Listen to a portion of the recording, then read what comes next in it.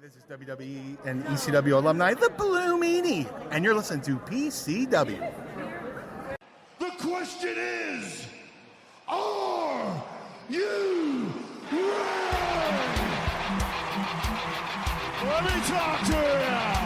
I will give you a show like you have never, ever seen before. Why? Because I can. What do you guys want to talk about? I am that damn good. I am the B-E-S-T. And the color red in a world full of black and white. I am the eater of worlds. Yeah, if you're some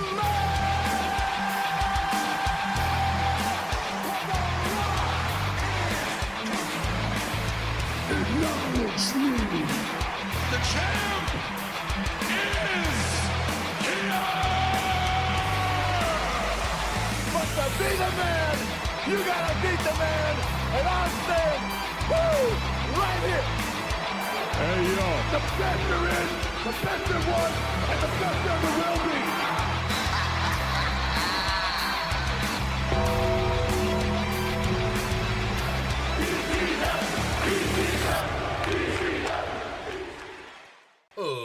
Ladies and gentlemen, boys and girls, children of all ages, welcome back to another episode of PCW Podcast Championship Wrestling. I am your host, Wayne, also known as Semi-Dry Chicken, and it is a special fucking episode. Yes, it is. It is the Slammy Awards.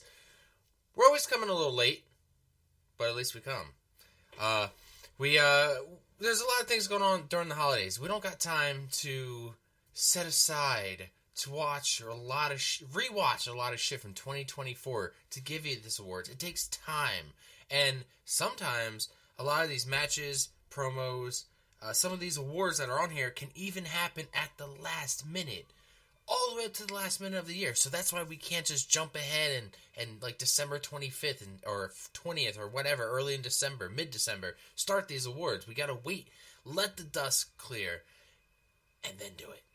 With that said, let me bring in my co-host. Here we go. Uso! Hey, man, it been Jay Uso's now in your city! It's just me, ooh! Okay, day one, it's just me, ooh! Day one, it's just me, ooh! Okay, day one, it's yeah, a lot of more up and knock them down like this! I did. Hey, it's on me now, ooh! Hey, I'ma get them all. I'ma get them all, Roos. Yeah. I'ma get them. Oh, Dre. Welcome back. Yo, what it do, PCW crew? Main event, Dre Uso is now on your podcast. Oh, I see what you did there. Oh, I like that shit. I like that shit right there. Because you know what, I'll tell you what, with your new theme music, man, it's got me almost like Pat McAfee energy. I want to stand up, on my desk and start, I just want to yeet all over the place. I want to yeet all over the curtains. I want to yeet all over the laptop. I want to yeet everywhere, all over the soundboard. Yeet! All over the place. That's what y'all would have got last week had my mic been working properly. Yeah, but you came through the crowd. And from a listener came up to me and approached me. Dwayne, I know he's listening. He told me we played it off great. He's like, he was dying. We played it off great.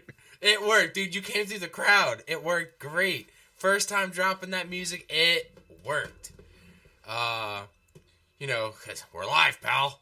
We make the best of it. But with that said, also, in our commentary booth, here he is.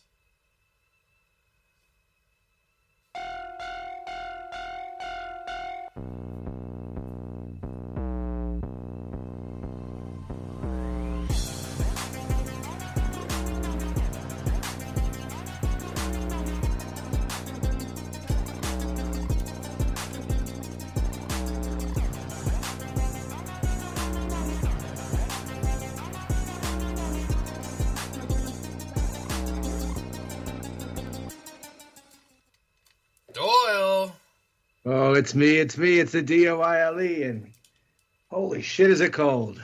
Yeah, it is absolutely cold here. Where I'm at in Reading, PA, basically like an hour from Doyle. I mean, he might be a few degrees colder. It's 13 degrees right now. Doyle, Dre, check your temperatures. What do you got? You got me beat. I don't think we're 17, but with the wind chill, it feels like 5. Yeah, I'm at 22 degrees, and it's starting to snow right now. A little bit of a dusting, but we're supposed to get more tonight. But unfortunately, not enough for me to not have to go to work tomorrow. So basically, Mother Nature is just being a fucking tease. That's how it was yesterday for me. The snow was bad enough that I did not go to work. I was like, I'm going to stay home. I'm going to binge watch some stuff. I'm going to get some podcast stuff done, catch up on my wrestling.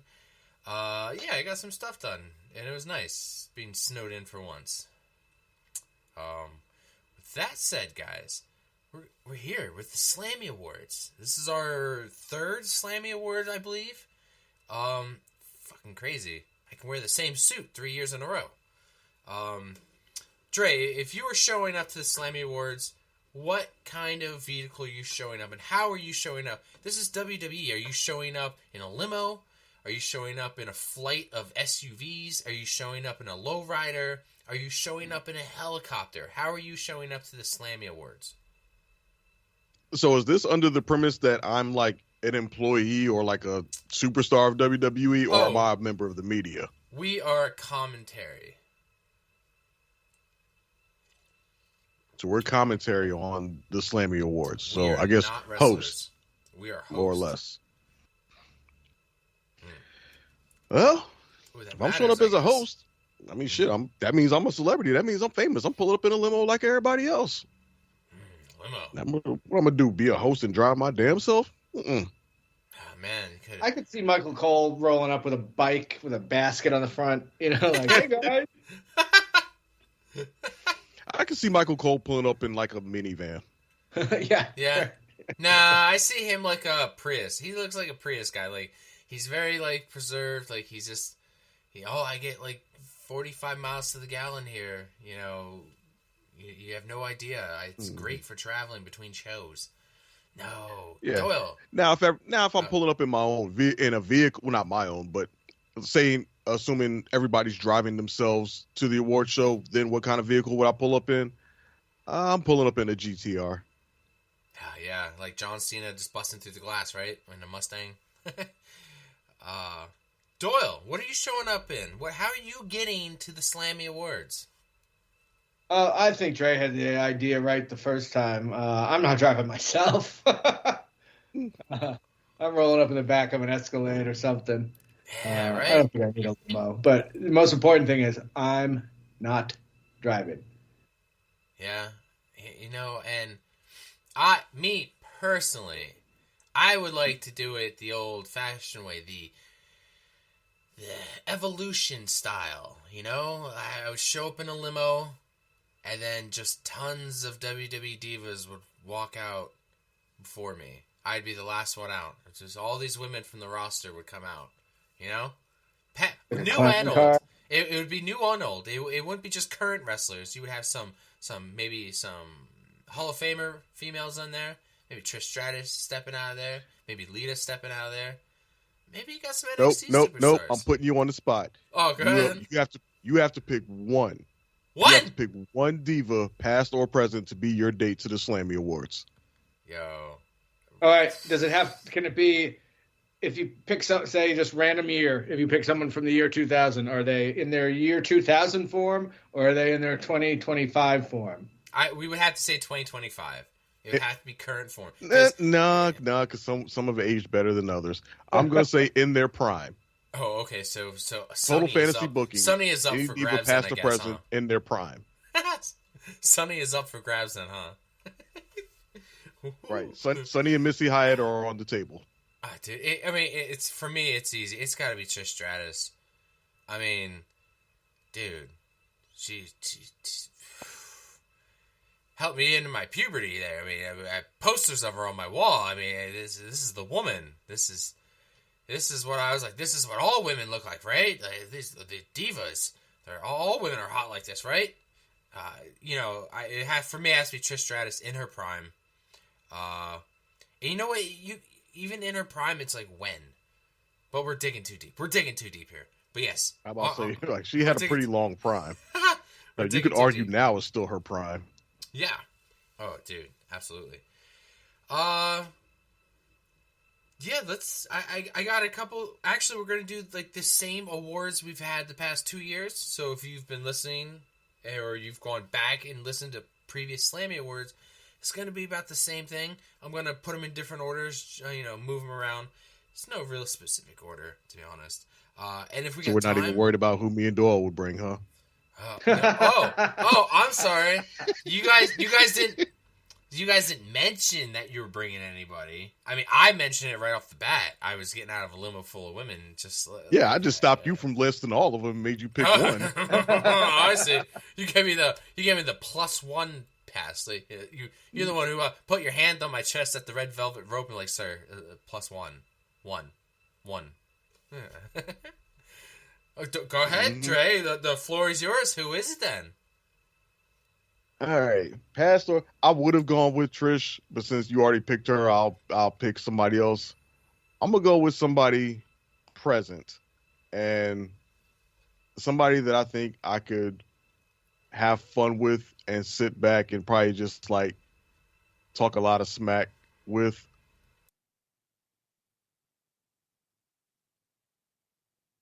And somebody that I think is also probably short and wouldn't be too much taller than me.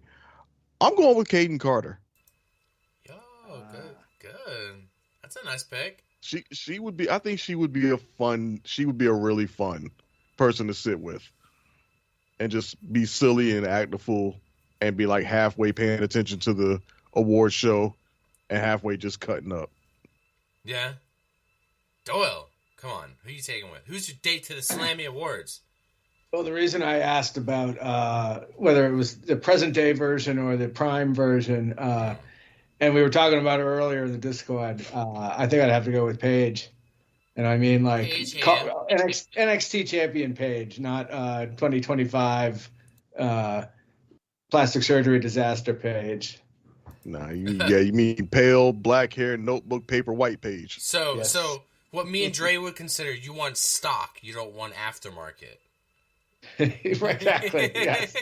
You want it before the car was touched and modified. Yes, I gotcha. Yeah, you know what? Sometimes they're just fine from factory. Original chassis. Yeah, they're just fine from factory, and then you get some douchebag boyfriend who gets your hands on them, and some douchebag dude, and he puts all these aftermarket parts that were unnecessary, and now you look at it like, what happened to you? Look what they've done to my car. Anyway. Or in some cases, a series of douchebags. Yeah, really. A never-ending parade.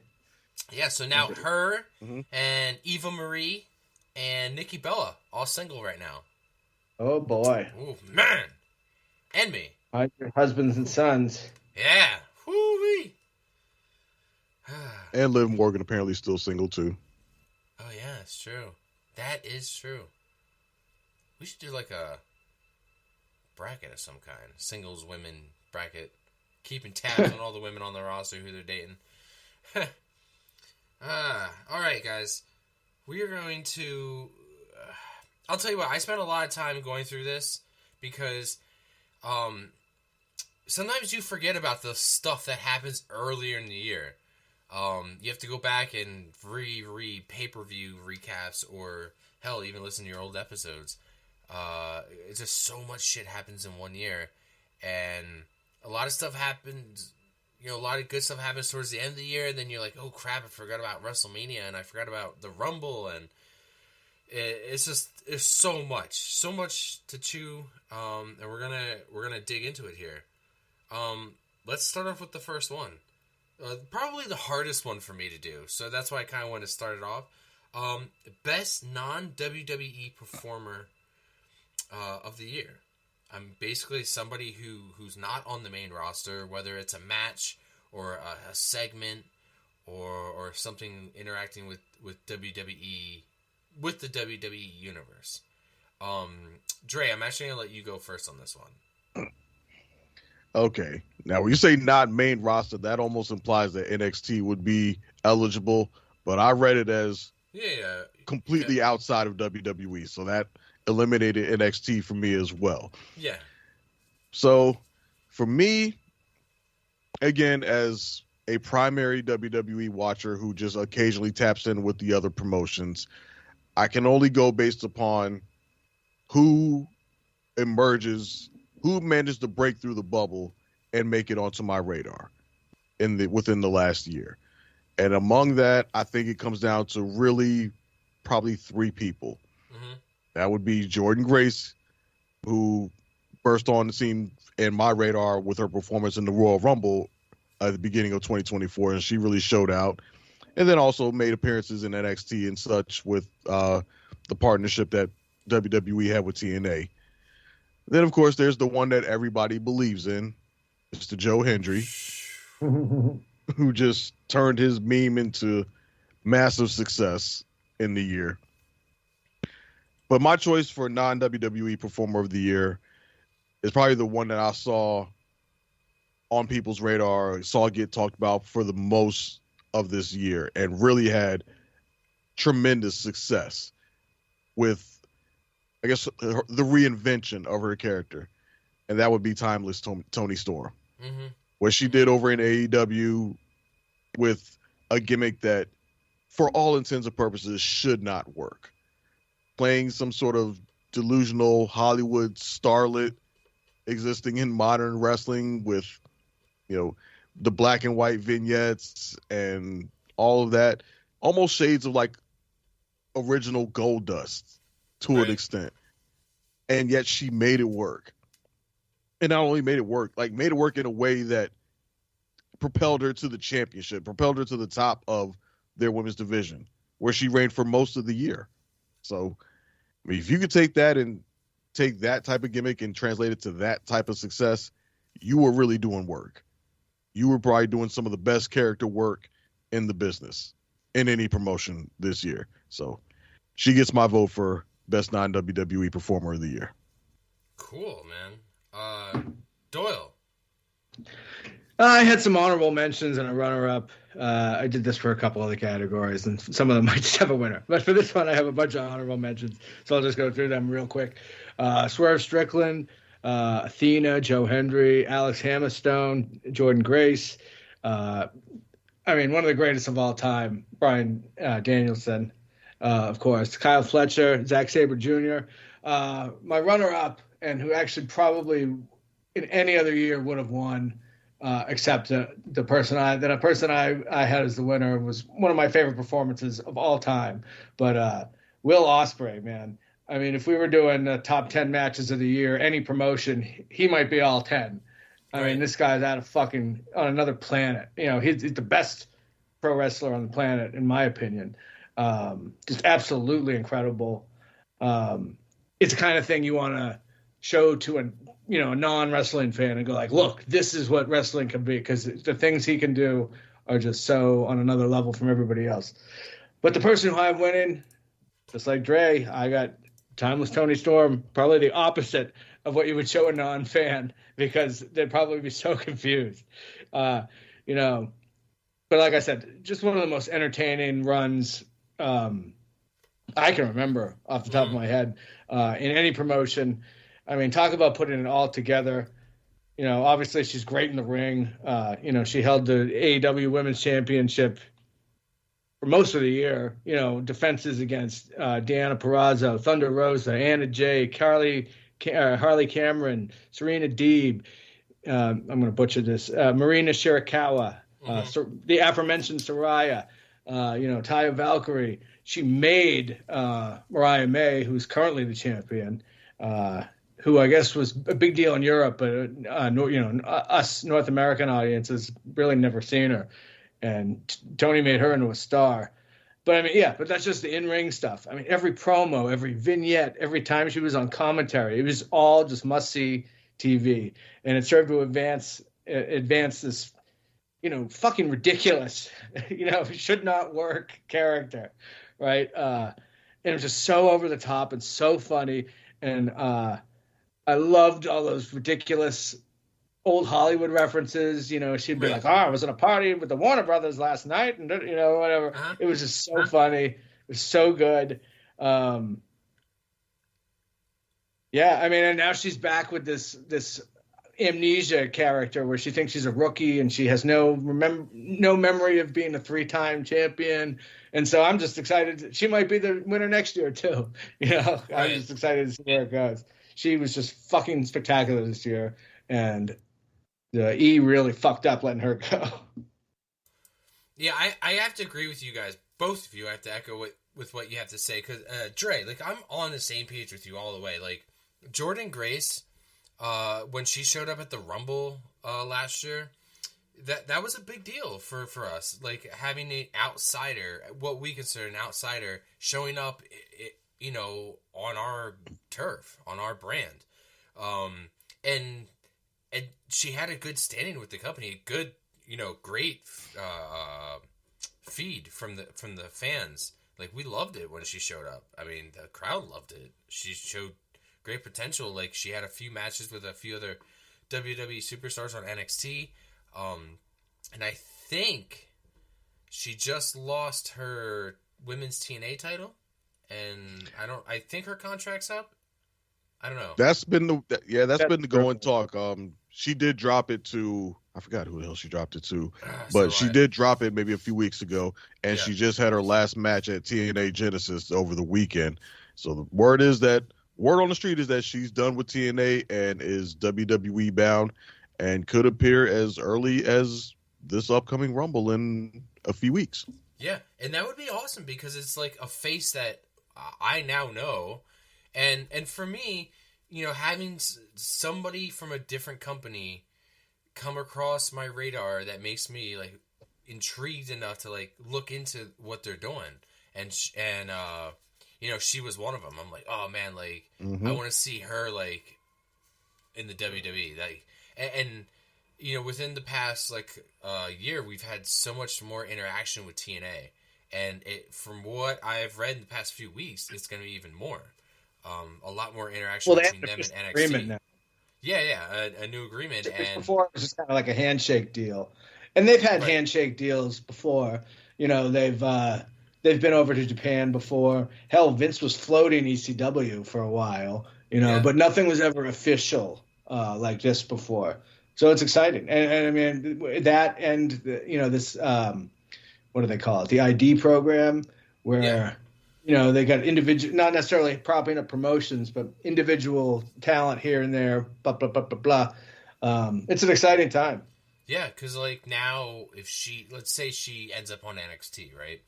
I mean, I think she could go to the main roster, but let's say she goes to NXT. So now they have these Impact or TNA wrestlers coming over to NXT. It's like, oh well, Jordan Grace is now on our grass. You know, she's on our team now, and now she's gonna be facing and kind of like feels like defending WWE's honor, like.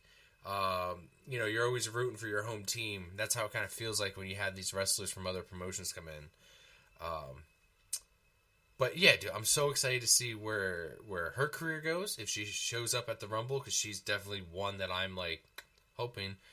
Because you know, like the women's Rumble, it's kind of like everybody has to be in it because they don't have enough. I don't even know if they have enough for a full women's Rumble. Like they have to basically have almost. They everybody absolutely in. have enough. They would have to probably dig into the NXT roster a bit more than they would normally do, but yeah, they've got 30 women. Yeah, now that we have more and more women's titles, it leaves like an opening for certain women not to be in the Rumble because they could be in a title match during, you know, the Rumble, but I doubt that.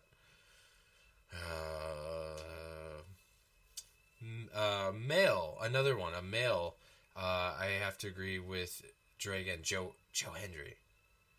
Dude, like a couple months ago, I was like, who the fuck is this guy? I saw his videos and his promotions and his promos, and I was like, this guy's something else. He's different. This guy is different. And then I watched his entrance. Somebody told me, like, you gotta watch this guy's entrance. All right, let's see what this is about. I watched it. God damn, the music is catchy, right? Music is catchy. He has catchy music. He has now with WWE, a lot of our entrants, thing we have either something to sing with, or we have hand motions that we can use when we do like Jey Uso. We have the yeeting. We have the hand motions. You got to have something, a hook, right? Joe Hendry has it. The waving of the arms, the heavy guitar solo drop. He's got the charisma, and now I've seen this guy, come over. Was on NXT for a little bit as a crossover promotion, and then okay, now he's getting a little bit bigger and bigger in TNA, and I believe I forget his name. Dolph Ziggler was the current TNA champion. He just recently beat Dolph Ziggler. Nick Nemeth. Nick Nemeth, that's it. Yep. But yeah, so like that's awesome. Now this guy is the TNA champion, so the chances of him showing up again in WWE, I feel like, are a lot higher. Now we didn't get like, I believe like when Moose was champion, we didn't get him over in WWE. I believe Dolph didn't come back to WWE as champion, but maybe because have we had in the past, guys, the TNA World Heavyweight Champion ever show up on WWE grounds? Not as of yet. Not yet. That Women's, I can think of. And I mean, it not kind of women's. understand why Dolph would not, why Nick, which is called by his proper name, why Right. Nick would not have shown up for Him in WWE, specifically, yes. because his whole point of going to TNA was to get away from that. Yep. So he wants to do his thing now. So I understand him not wanting to show up, and I can understand it from WWE's perspective.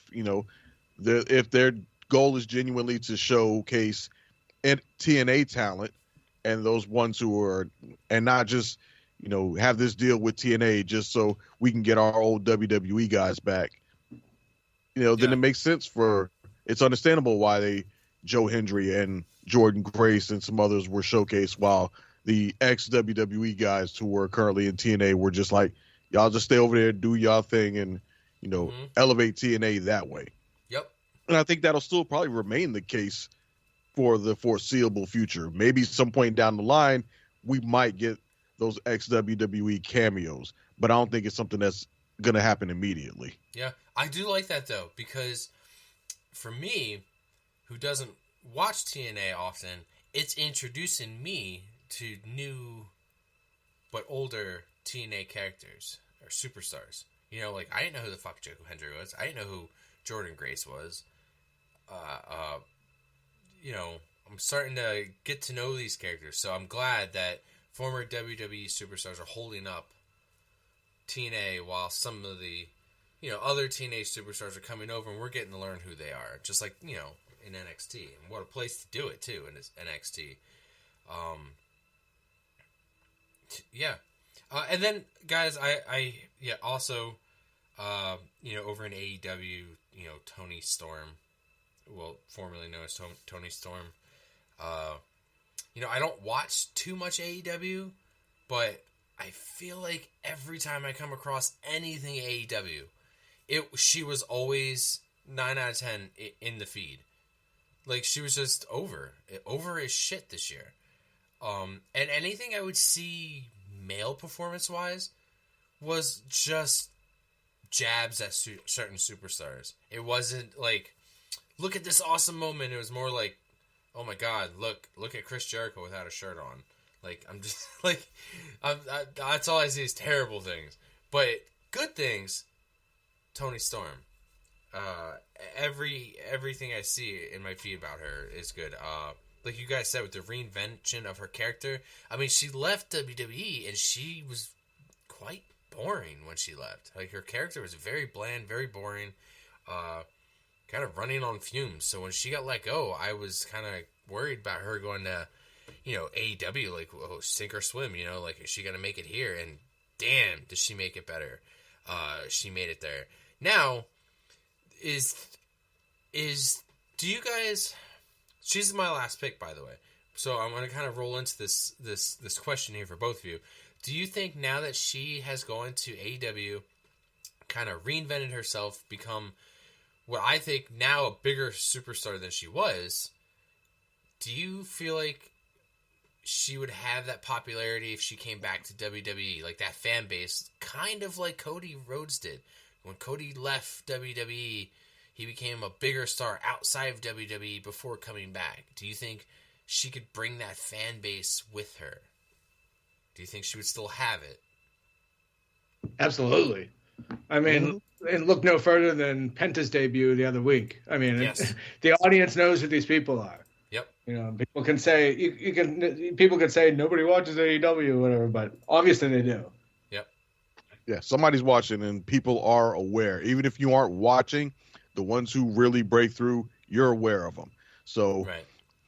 could she come with the same, which now let's keep this in perspective. Okay. Do I think she would be as big a deal as Cody Rhodes was? No. Do I think she could be a bigger deal than Penta? Yes. I think she falls somewhere in between those two, I think, because I think she has more star power than Penta, but not as much as Cody. Because obviously, you know, Cody's probably the biggest one they could have gotten. Yeah, I mean, Cody's your best case scenario, I think. Right. He absolutely best case scenario. There's also the fact that the timeless gimmick is what got over so much. It's still and there's a certain level of risk with what she's doing right now because she's abandoned the timeless gimmick that worked so well for her and is now going with this new gimmick of having amnesia and such. Mm-hmm. It's still TBD on how well that's going to work out for her. Mm-hmm. So this could potentially fall flat and she could almost do some harm to her status with this. So I think if she was still riding the timeless Tony Storm gimmick and trying to bring that over to WWE, then yes, absolutely. There's a certain level of risk involved in it. And it can't be overlooked that while her character work has been phenomenal, the in-ring work, not saying that it's bad, but still could use some work. I'm not saying that she's, you know, Jade Cargill levels of needing polish, but she could probably benefit from still a little bit more polish to her work. Right. But the timeless Tony Storm gimmick would absolutely be huge to carry over to WWE. What she's doing now is, again, to be determined what kind of impact that will have on her status and her star power. Right. Doyle.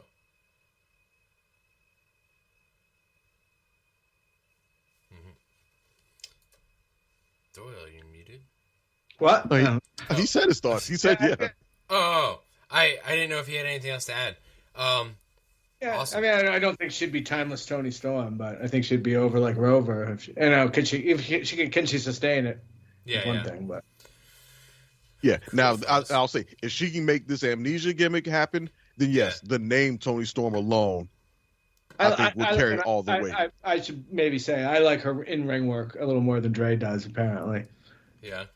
I think she's great, but Yeah. No, again, I'm not saying that she's bad in the ring at all. She can work and perform in the ring. But I've also am aware of some points throughout the year where I think some matches that she had were a little bit ridiculed, or she had some noteworthy botches that kind of people dwelled on a bit. So Right. again, but every wrestler has botches as well. So I'm not going to sit here and say that, you know, like I said, I'm not comparing her to Jade Cargill by any means when she came over. Oh, man. Speaking of botches, dude, let's move on to the Botch Award. Now, Doyle, did you say this one was a little hard for you this year?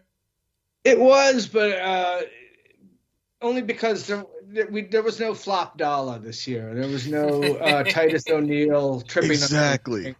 There was a bunch of little things. I mean, I felt like I was picking between 5 or 6 like nitpicky, you know, there was nothing great, you know, egregious this year. I didn't Right. think.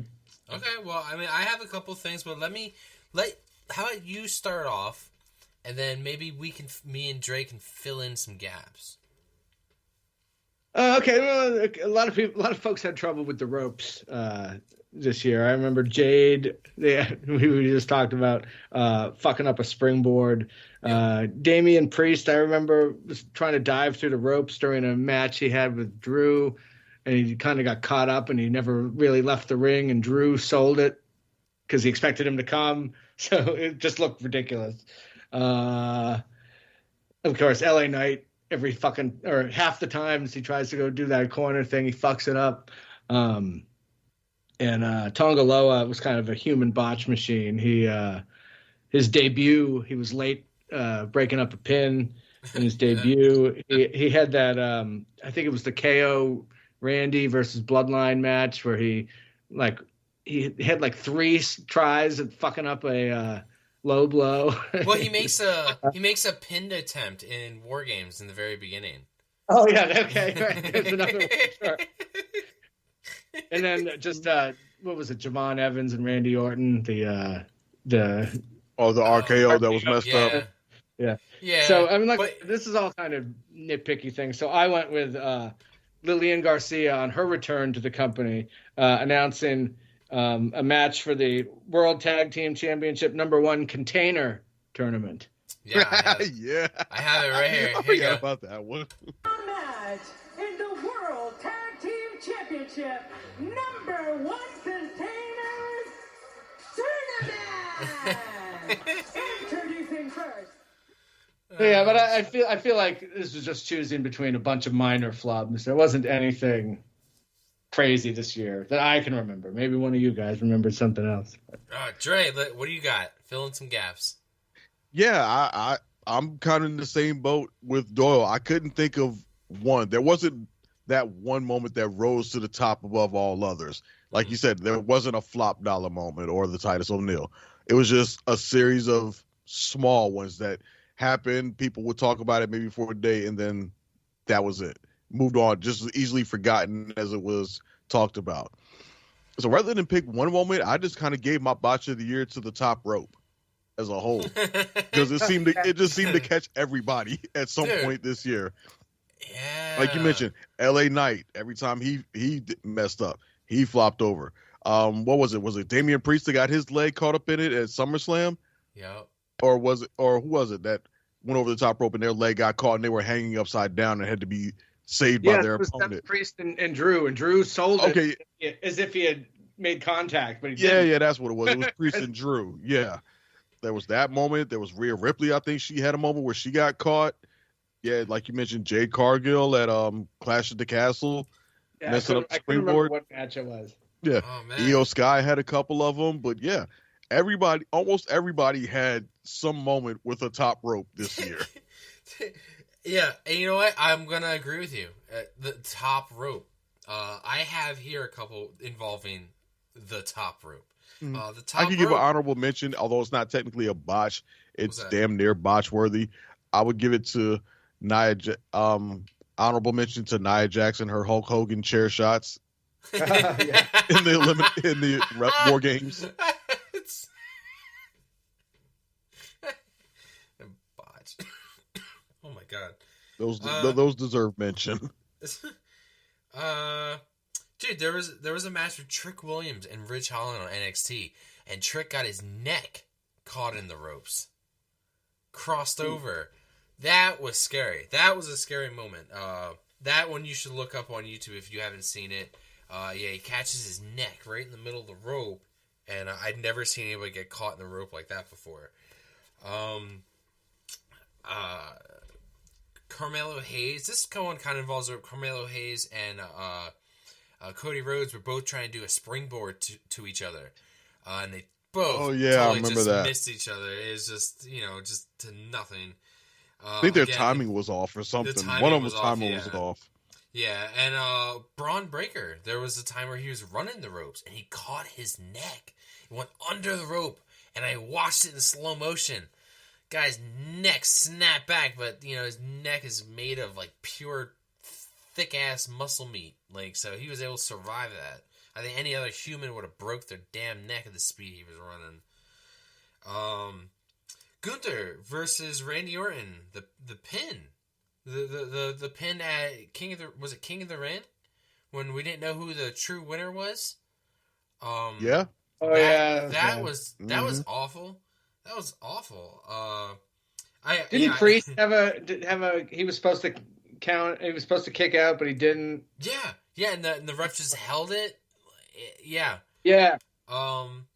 Yeah, dude, and I too have a lot of Tongaloa. it's just like, I mean, you guys mentioned all of it. Just like, yeah, just his timing was off for a lot of stuff. Him and the top rope this year. And anytime LA Knight would touch that top rope, it was a 50-50 chance he was going to make it. We talked about it a million times over. If you can't do it, maybe you should stop doing it. Just stop, because you're just getting older, and you're just not going to get any better at it. But yeah, I mean, that's kind of the stuff what I had for botches this year. The top rope wins. That's crazy. All right, moving on. Swerve of the year. What is like a shocking moment, a big swerve in a storyline maybe this year that kind of, oh my god, give you one of those kind of moments. I have I have 3 here that I really liked. I did not see John Cena's retirement coming, to be honest. So that kind of shocked me when that happened. I was like, oh shit, John Cena's, he's doing it. And I don't know, it just hit me a little harder this year. Last year, when it happened, because I've seen John Cena's career from beginning to end, literally. Like, we've all grown up and seen wrestlers' careers and stuff in and out, but John Cena was there through and through, unless he was injured. And then once he, only a few years, he started acting, but, like, he was still connected to the WWE, with just one finger, still touching that rope, still part of the company. Well, he's had a match every calendar year for the past 20 years or something. It's like, but so did Undertaker, and we were okay with that for fucking 10 years, right? Seeing him once a year, like, bring him out of the freezer. Let's go, do your thing, dance, monkey, and then right, you know what Undertaker did? Yeah, but you know what Taker didn't have? Hollywood. Yeah, that's true. That's true. Well, Taker didn't need Hollywood. Taker had good contracts, and he had. Well, he's worked also a lot longer than Taker with Cena. I don't know. Good with his money. Made good money. He was in Suburban Commando. Yeah, dude. Yeah, he's probably rocking that Suburban Commando fucking money.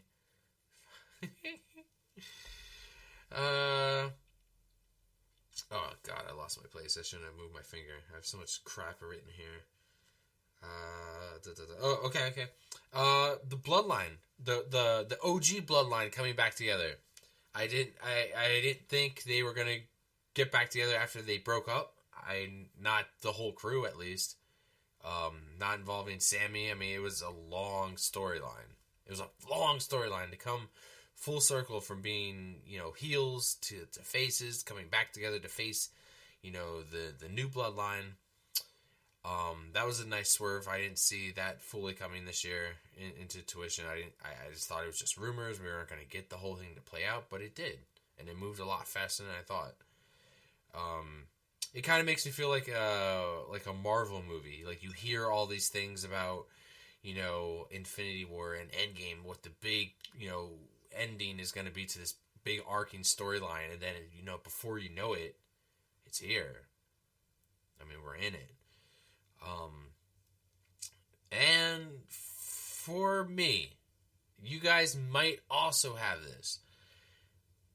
First place for me, my last one, biggest swerve of the year, was the New Day breaking up.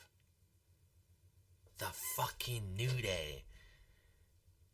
God damn it, the swerve was them dumping Big E. It wasn't just the New Day turning heel. We've seen it. We've seen parts of it happening. We've seen the cracks in the foundation. We thought, Kofi and Xavier Woods were going to split, and that wasn't the case. It swerved me hard, and it fucking hurt as a New Days fan. Like, Dre, roll right into you, man. What are some of your swerves for 2024? The stuff that you did not see coming. Now, see, my biggest issue with this year as far as swerves go is I feel like WWE played it pretty safe most of the year. There weren't too many moments where they really had us going one way and went left in any real major ways that totally shocked me. At least none that I could remember at this point. Like, realistically, I kind of wanted to give biggest swerve of the year to Tiffany Stratton's Money in the Bank cash in, but then I had to remember that happened this year. So I couldn't give it to that because, like, that's probably the, maybe recency bias, but the thing that really happened that actually shocked me because of the way they pulled it off. But again, that was 2025, so doesn't count. So I had to think back a little bit more. Dom turning on Rhea and siding with Liv Morgan counts as a swerve, but it wasn't something that really caught me off guard. It was one of the things that I kind of saw coming. I was like, because it's Dirty Dom. He gonna do the heel thing. So, and maybe that's just me personally. That's why I didn't find too many swerves this year that really caught me off guard. But the one I would give it to is the one that did kind of catch me, and that's the same one you mentioned. Xavier Woods and Kofi Kingston turning on Big E. Because going into that segment, we all thought we were about to see the New Day break up. Like, that's what they had been teasing us for the longest, was rift between those two. We thought we were going to see them, and Big E was going to show up because obviously it's New Day, it's 10 years, we're going to see Big E show up, and then it was going to lead to Kofi and Xavier splitting and Big E not being able to save them. But instead, you get the moment of Kofi putting his hand on Big E's chest like, whoa, hold on. Where were you all this time? And that was like, oh, shit. Everybody had that same reaction, just that oh, shit reaction. Yep. So, and from there, it was like, damn. And it really hit. Like, it really resonated with people. Like, folk were affected by that moment. Like, yo, that's so fucked up. Yeah, I mean, it's because for how many years, Dre, how many years have we heard people say, you guys need to change your gimmick, you guys need to go heel, or you guys need to add another member or get rid of this member? And they were always like, no, the New Day is forever going to be the three of us, and we're always going to be the New Day. And they stuck with that shit for years. Years and years. And that's what made me believe. It is even though people forgot that they started off as heels. Oh, yeah, absolutely. And eventually got over. It became faces. Absolutely. But, like, the longevity of how long they've been together and how tight of a group. They had a podcast together, right? And they, because I listened to their podcast a few times. It was pretty funny. They had a YouTube channel together. Like, they did a lot of stuff together. They earned a lot of merch together. Highest merch sellers for a while. You couldn't go anywhere without seeing fucking kids wearing those unicorns on their fucking heads, those t-shirts, the bootios, everything. You name it, man. And I understand why they kept them faces for so long, kept them together for so long, because how much money did they make off of the New Day? So, yes, when this happened, it was shocking, and I was happy, but also depressed at the same time. I was happy because I was like, I couldn't believe this is happening. Like, this is awesome. It spiced up the New Day because they were definitely getting kind of stale. They were. It spiced them up. Definitely. Oh, they were definitely getting stale. This has injected new energy into them in a way that they haven't had in years. Yeah, and you need to evolve if you want to stay relevant in the company and not get, the next time that they're dropping wrestlers contracts, you don't want to be on that list. You want to be relevant. You're going to have to change with the times. And that's how people stay on the roster for so goddamn long. There's people who I'm just like, how has someone like R-Truth been on the roster for so long? It's because the man adapts.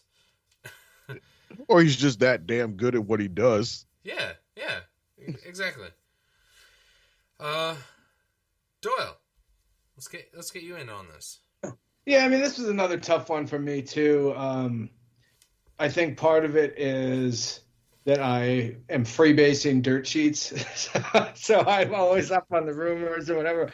But I think one of the unfortunate side effects of the long-term storytelling that they do now, as opposed to the kind of fly by the seat of their pants booking they had traditionally done, is that you see these things coming now. You know, like it's weeks, if not months, sometimes before somebody turns heel or somebody turns on somebody else or whatever. So I think, when Vince was, fuck it, let's have so-and-so turn on so-and-so tonight, whatever, and it was surprising because there was no indication that there was a problem there until all of a sudden there was.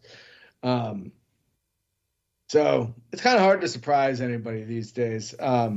I did have as my winner the New Day. Don't know if there's a whole lot more we need to say about that. The only thing I'll mention, though, is I had a runner-up that neither of you guys mentioned, which was AJ Styles in the classic style of Mark Henry before him, faking retirement, to turn on Cody Rhodes was pretty good. Yeah, that was pretty good. I recall that. Damn. Yeah. Yeah.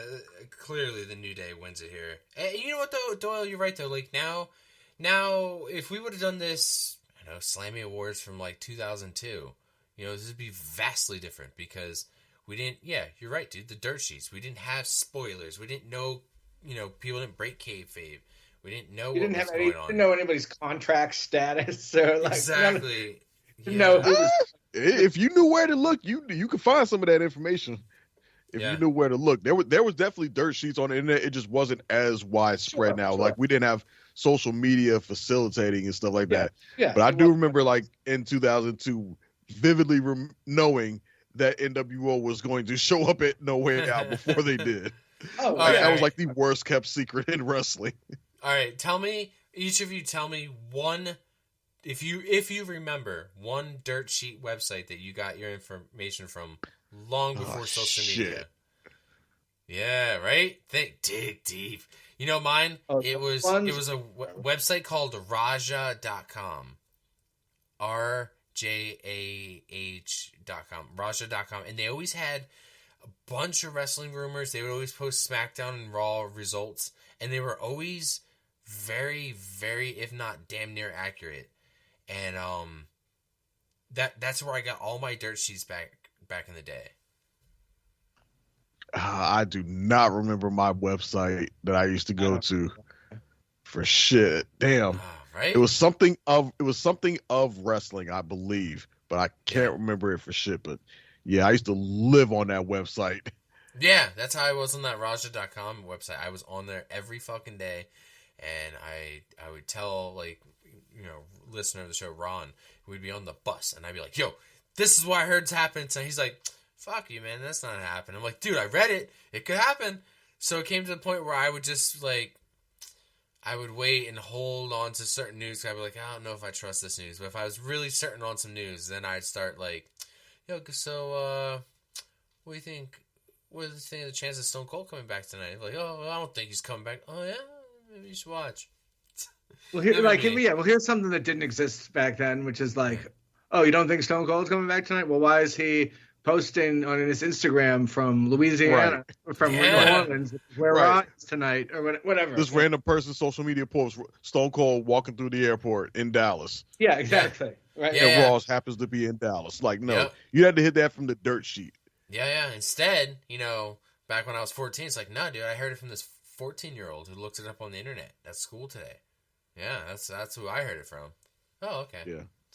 Like I said, I don't remember that website, but that was the one thing I remember most vividly was those NWO rumors that were going on for like months beforehand. Like, NWO's coming. That's the plan, and Rock versus Hogan for WrestleMania 18. That's the working plan. That's the thing. And then sure enough, No Way Out happens. NWO, there it is. Yep, they're moving forward with Rock versus Hogan. I'm like, okay, that's cool. We'll see how that happens. And then that Raw happens in Chicago.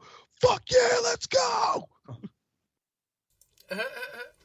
It always feels good too, right?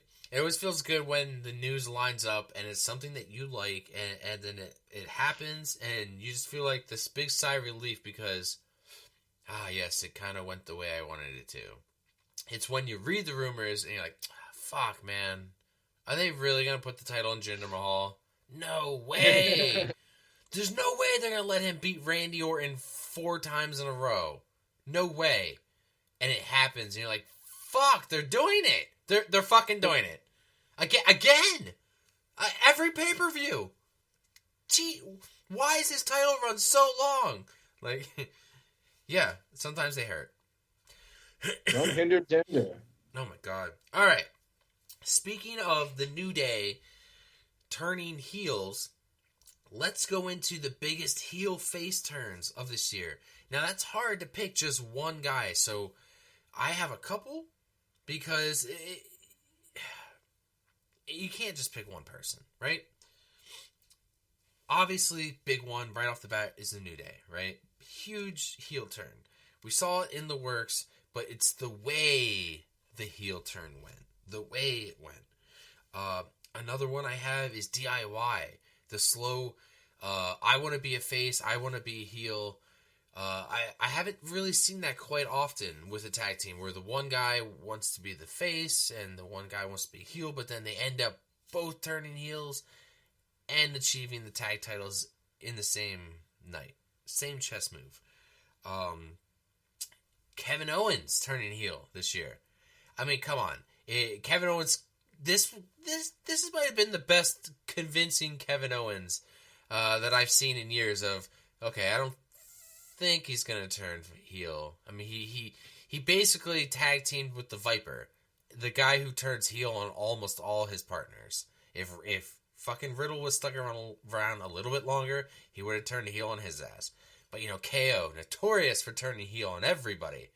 But this time he fucking had me convinced. And then when they did it as like a security camera, social media type of deal. So it didn't happen during live Raw or SmackDown event. So it was done very differently. Chad Gable, he was running and trying to chase the Intercontinental title to the point where the man fucking snapped. He dumped the Alpha Academy, dumped the Maxine Dupree, dumped Otis, and poor Tozawa, dumped them all, and then formed Alpha Academy, went full heel. Dirty Dom, probably the best heel on my list of heels. The man went from heel to super heel. Like, he dumped his girl Rhea. I mean, guys, who would you dump Rhea Ripley for, right? You're dating Rhea. Who would you dump her for, right? Liv Morgan. Jesus, Dom went from heel to super heel. I loved it. Loved it. Got so much heat. And the last person I have for heel turn, The Rock. We haven't seen The Rock as a heel in almost like 20 years, guys. It's been a long time since we've seen heel Rock, and I'll tell you what, I've always loved the heel Rock. The Rock always shitting on the crowd. I was there. He was shitting. No, Vince, calm down. I know you're listening. He was shitting on me verbally. You know, he wasn't actually shitting on me, but he was calling us pieces of trash and stuff, and we were just eating it up. You know, us Philly guys, we were just eating it up. We were laughing. It was great. But him just being a heel was great. I loved it. I enjoyed every second of it. And then for the face, I just have one. I just have one for face. My favorite face turn of the year has to be the OG Bloodline. I mean, we're talking a group of guys who, within that 4 years time, they were the most hated people on the roster. They were just running rampant through everybody. And we came full circle. These guys held all the gold. They broke all the records. They sold all the merch. They had all the catchphrases, all the moments. They have been in all the main events, all the spotlights. They were hated. They were heels, super heels. And then within the same year, a few months removed, all of them, except for one, Solo, all were faces. They all stood, and we are now yeeting with Jimmy Uso. Sami Zayn is still popular as ever. Jimmy Uso is now fully face, and Roman Reigns. Dude, this guy went full circle. This guy didn't have many matches last year, and he went from super heel. I mean, dude, he was hated. He beat everybody there was put in front of him. I'm not going to go through the list because everybody is on that list. And then now he's the most over guy without the title. He's the most over face without the title. I mean, these are just my opinions. I want to hear what you have to say, Dre, and then Doyle. Go ahead. So yeah, my heel / face turn of the year was someone you already mentioned, and that was Kevin Owens. And the reason why I gave it to him is because, one, the way in which it happened. It wasn't something that happened on Raw or SmackDown or PLE in front of the whole audience in the world to see. They took a different approach and let it happen in a basically viral social media moment. Mm-hmm. Like, what was it? Right after, oh God, was it Bad Blood? It was one of the fall PLEs that happened right after, where the show was over. Everybody's thinking, all right, we're done for the night. Talk about the show, yada, yada. And then all of a sudden this clip just starts going around on social media like, yo, Kevin Owens beat the shit out of Cody backstage. And they didn't do it in a way where it's like WWE cameras caught it and we're going to upload it. It was like, no. It looked like just random people who you would see after any show trying to hang out by the exits where the stars are leaving, just to try to get a glimpse of somebody running out the building, or going to their vehicle. And they just happen to catch Cody and KO, and KO beat the shit out of him by his bus. So it looked as organically scripted as possible. Mm-hmm. Yeah, you're right though. It looked as natural as possible for something that was obviously scripted. So mad props to them for that. And what to me gives him the edge over other turns is we've seen what he's done with it since then. And we've seen Kevin Owens doing some of his best heel work since then, with the delusional champion and walking around with the what we saw towards the end of the year with the world heavyweight the winged eagle belt. Yeah, love it. And such. It. And the pile driver he gave to Cody, and the pile driver he gave to Randy Orton. Like, so we've seen the fruits of his turn, whereas some other people, it's either been too short or it's for us to really see it fully develop and reach its peak, or they just haven't done much with them at all, or, unfortunately for DIY, yeah, they did have the moment itself was pretty good, given that it happened spontaneously in the midst of a match and resulted in them winning the titles. Mm-hmm. But I think they just kind of suffer just from a whole overall lackluster year as a whole, just for tag teams in general. I think it kind of hurts them. But yeah, for me, I gave it to Kevin Owens this year. Awesome. Doyle.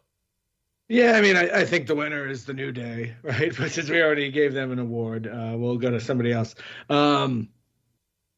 The only one that I don't think that I had written down that you guys mentioned or didn't mention would be Bailey finally turning, or Damage Control turning on Bailey, whichever you want to call it. And that was only cool because the execution wasn't great, but I did think it was cool that suddenly Bailey knows Japanese and she's heard all you guys have said this whole time. And then they get her over in the corner and whoop, she's got a pipe hidden, which was kind of cool. You don't see that. She was ready for it. But my winner, we already said it, but it's got to be Chad Gable turning on Sami Zayn. Gable had been leaning towards the dark side for a couple weeks leading up to that. But he attacked Sami Zayn after Sami Zayn showed incredible what Dre would probably call after school Appropriation. sportsmanship in Sammy's hometown while he's literally hugging his wife. And on top of that, just a few weeks earlier, we saw Gable's family ringside reacting to his loss to Gunther. So he knows how traumatic it is inflicting this on Sammy's family in the front row. So it was just diabolical stuff. And Chad Gable, I think, was my favorite turn of the year. How could I have forgotten about that moment? God, I forgot how much I loved that fucking moment when it happened. God, maybe because I didn't view it as a heel turn. I just saw it as justice. I think this year already nominee already Hulk Hogan turning heel. It's already happening. He's been heel. Did he? I'm about to say Hogan been heel. Is that why he got booed? He's been getting booed for years. This is what really wasn't. Right. Well, like, hold on. Here we You go. can maybe Hold on. you can nominate that for biggest swerve of the year. brother. Yeah, you can nominate that for biggest swerve of the year in terms of Hulk Hogan actually finally realizing that people don't like him. Yeah. Maybe that was a swerve for him. That's fucking funny. All right, let's move on to breakout star of the year. Ta-da. Who has shown up on the roster? New, fresh. We're not talking coming back from an injury. We're talking, either a call up from NXT or somebody just completely new on the roster. It doesn't have to be, who's won a title, the most titles or something. It's just whose momentum in their career has really moved, whose needle has moved. For me, I have 4. I feel like we all have the same answer. We might. I have 4 on Different honorable mentions, but I think there's a clear and obvious answer. But go ahead. Okay. These are my runner-ups. For female, I have Jade Cargill. I think she would have probably been first if it wasn't for her injury to set her back. I know it wasn't that long, but still, I think that injury definitely set her back a bit. But still, from like the moment she got in from the Rumble, she went right to where we wanted her to go. Tag team partner with Bianca, right to the tag titles. It was like fucking awesome. It was like exactly the way I would have wanted it to go. It couldn't have gone any better. Male runner-up, Braun Breaker. I mean, this guy, he runs 23 miles an hour, but he's running in the right direction, straight to the fucking top. I mean, this guy is now on-off IC champion. I think now he's like 2-time IC champ, and just literally running through people. They're moving him right to the top, whether you like him or not. I can see him being our next Goldberg / Brock Lesnar guy, our next big guy who runs through people. If there was ever a streak to happen again, Braun Breaker would probably hold it. Now, for who I think breakout stars of the year. For the males, Jacob Fatu. Man, when this guy showed up on the fucking roster, catches my eye, catches my attention. I was intrigued as shit from the beginning, and I'm still intrigued. I think he had a slight injury this year, if I believe, maybe, but it still didn't, stop him. I believe he was also one half as a tag team champion. I don't know if that was a what they call it, the Freebird rule, or did we have 2 true tag champs in the bloodline? But still, the guy comes to the main roster, and out of all the guys who have entered the new bloodline, he's the one who really caught my eye. And if I think since he's been on the roster, if there's anybody we want to see turn, it's him. I mean, he's a heel, but we want to see him turn further heel. We want to see him turn on Solo, whether it's a heel or a face turn. But we want to see that match, him versus Solo. And he hasn't even been here a full year. And that's already what I want to see. This man hasn't even been in his first Royal Rumble yet. This man I believe, hasn't been in an elimination chamber yet. Come on, this guy has so much cool shit we can do with Jacob Fatu. You know, I just see him going far in this company. You know, hasn't held a singles title yet. Doesn't need it. He's doing fine. He's doing fine where he's at. Right to the top of storylines. That man was inserted. Anybody who's, even if you're on the lowest of tiers and you're still inserted in that storyline, being part of the bloodline, anything, is fucking phenomenal. And for female, it's Tiffy time. Come on, guys. Tiffy. Let's talk about how she basically catapulted her way all the way up to getting Money in the Bank briefcase, being in high profile matches like the Elimination Chamber. Did a pretty good standing in the Rumble. You know, when she won the briefcase, kind of, you know, it was debating like almost every pay-per-view. Like, is she going to cash in this one? And this one, we always kind of found an angle for her to maybe cash it in. And we're just kind of waiting for her moment. She was a heel this whole time. And when she did end up cashing it in, who knew she would cash it in on being a face? Not only did she get the title, but she got the love of the fans backing her up. I think she's still pretty solidly a heel, though. You think so? Yeah, and I think they've made that pretty clear. All so? all of her behavior is still very much heel. Heelish? It's just the fans are still cheering her in spite of, for reasons. Because I think they're actively trying to cut that shit out. Yeah. Okay, well, I was taking it as, like, her after, you know, she beat... I don't know. I just felt like her beating Nia turned her into a face, but I guess I haven't she definitely has been getting pop. She's definitely getting cheered. But Yeah. Yeah. they're trying to discourage that. They're trying to, Yeah. but, you know... it's like, when do you stop fighting the fans and just turn them to what they are, you know? I mean, they're doing it with Hogan, right? It depends on what it is. I think it depends on the circumstances. Like, like I said, right now, she may be getting pops from the fans, but I think it could also be very much dependent on who she's feuding, who's opposite her in the ring. If it's her versus Nia, then yeah, she would clearly be billed as the face, because despite everything, fans aren't ready to cheer Nia yet. But put her opposite Bianca Belair. Who the fans going to cheer then? I think you might find fans being real conflicted in terms of who they're going to cheer, or you would find a very split crowd. Right. And as of right now, she has kind of no feud going, because Nia is kind of out of the picture at the moment. Which is kind of weird, right? You don't think Nia's on Raw?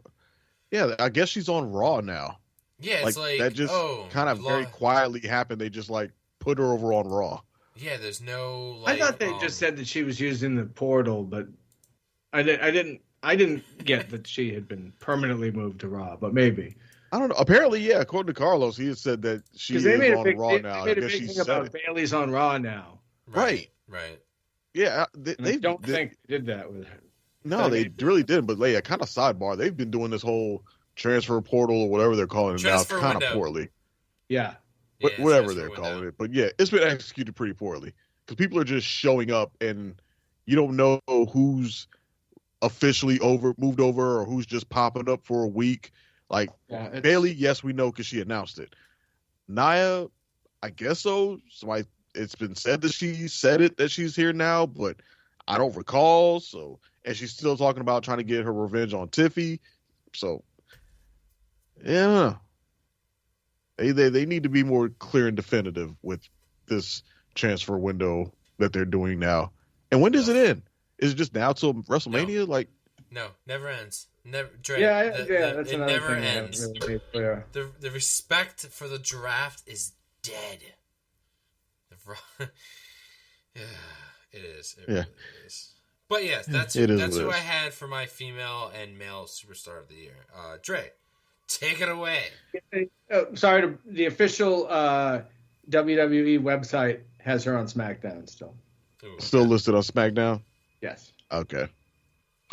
But those are my Cool. breakout stars So- of the year. Yeah.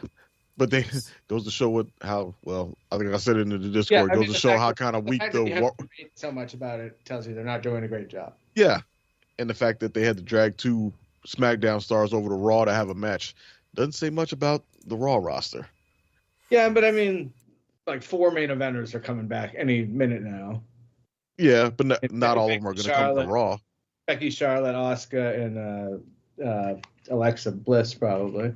Yeah, and I could see probably them splitting. I think Charlotte and Alexa I could see going to SmackDown. Becky and Asuka will almost certainly be on Raw Sure, I just mean that's a quick fix for a. for a little bit. And Yeah. Jordan Grace, if she arrives, I would put money that Jordan Grace will probably end up on Raw. Fair enough. So there's hope on the horizon. Yeah. Yes. Help is on the So- way. Exactly. So back to our breakout stars. Yeah, I think it's pretty obvious that the answer is Jacob Fatu because he had all the hype in the world, and when he showed, he delivered in every aspect. He came in and made an immediate impact.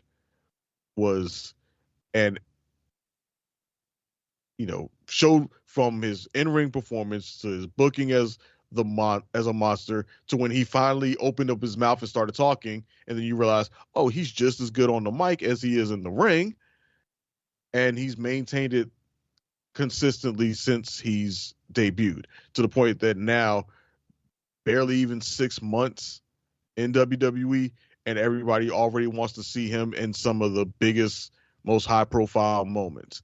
Like, you see him matched up with bigger guys, and it's immediately getting a rise out of the audience. Like when they saw him go face-to-face with Braun Strowman. Everybody immediately got a rise out of it. Not because they want to see Braun Strowman, fight him. It's because everybody wants to see Jacob Fatu kick the shit out of Braun Strowman. They want to see Jacob Fatu beat his ass. People are already booking him and Solo at WrestleMania in a high-profile match. Like, people can't wait to see what he's going to do in the Rumble, and I'll bet he'll have a strong showing in the Rumble.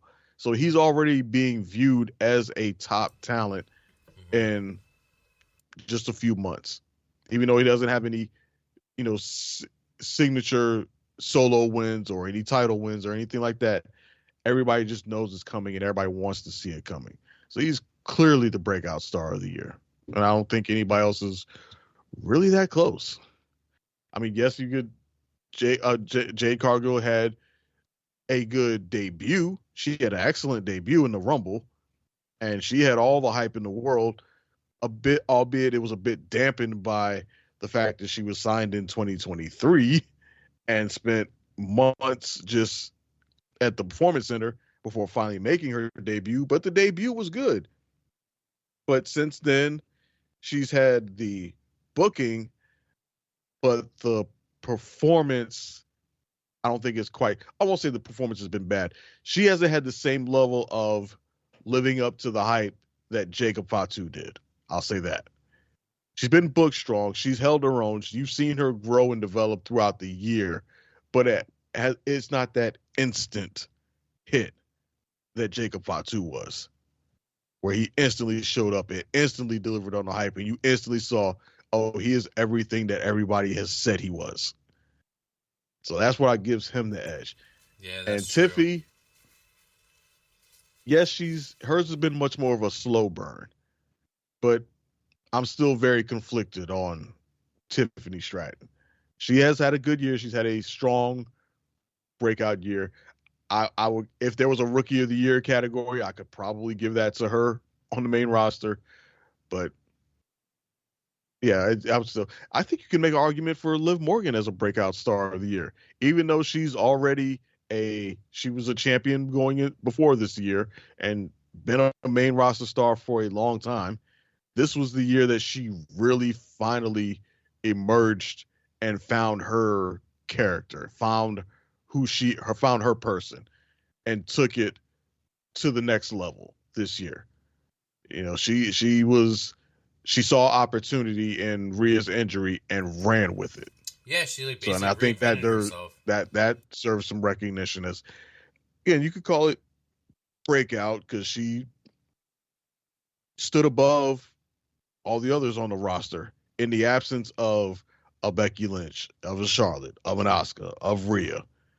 You know, she kind of carried and has now solidified herself as one of those top women on the roster.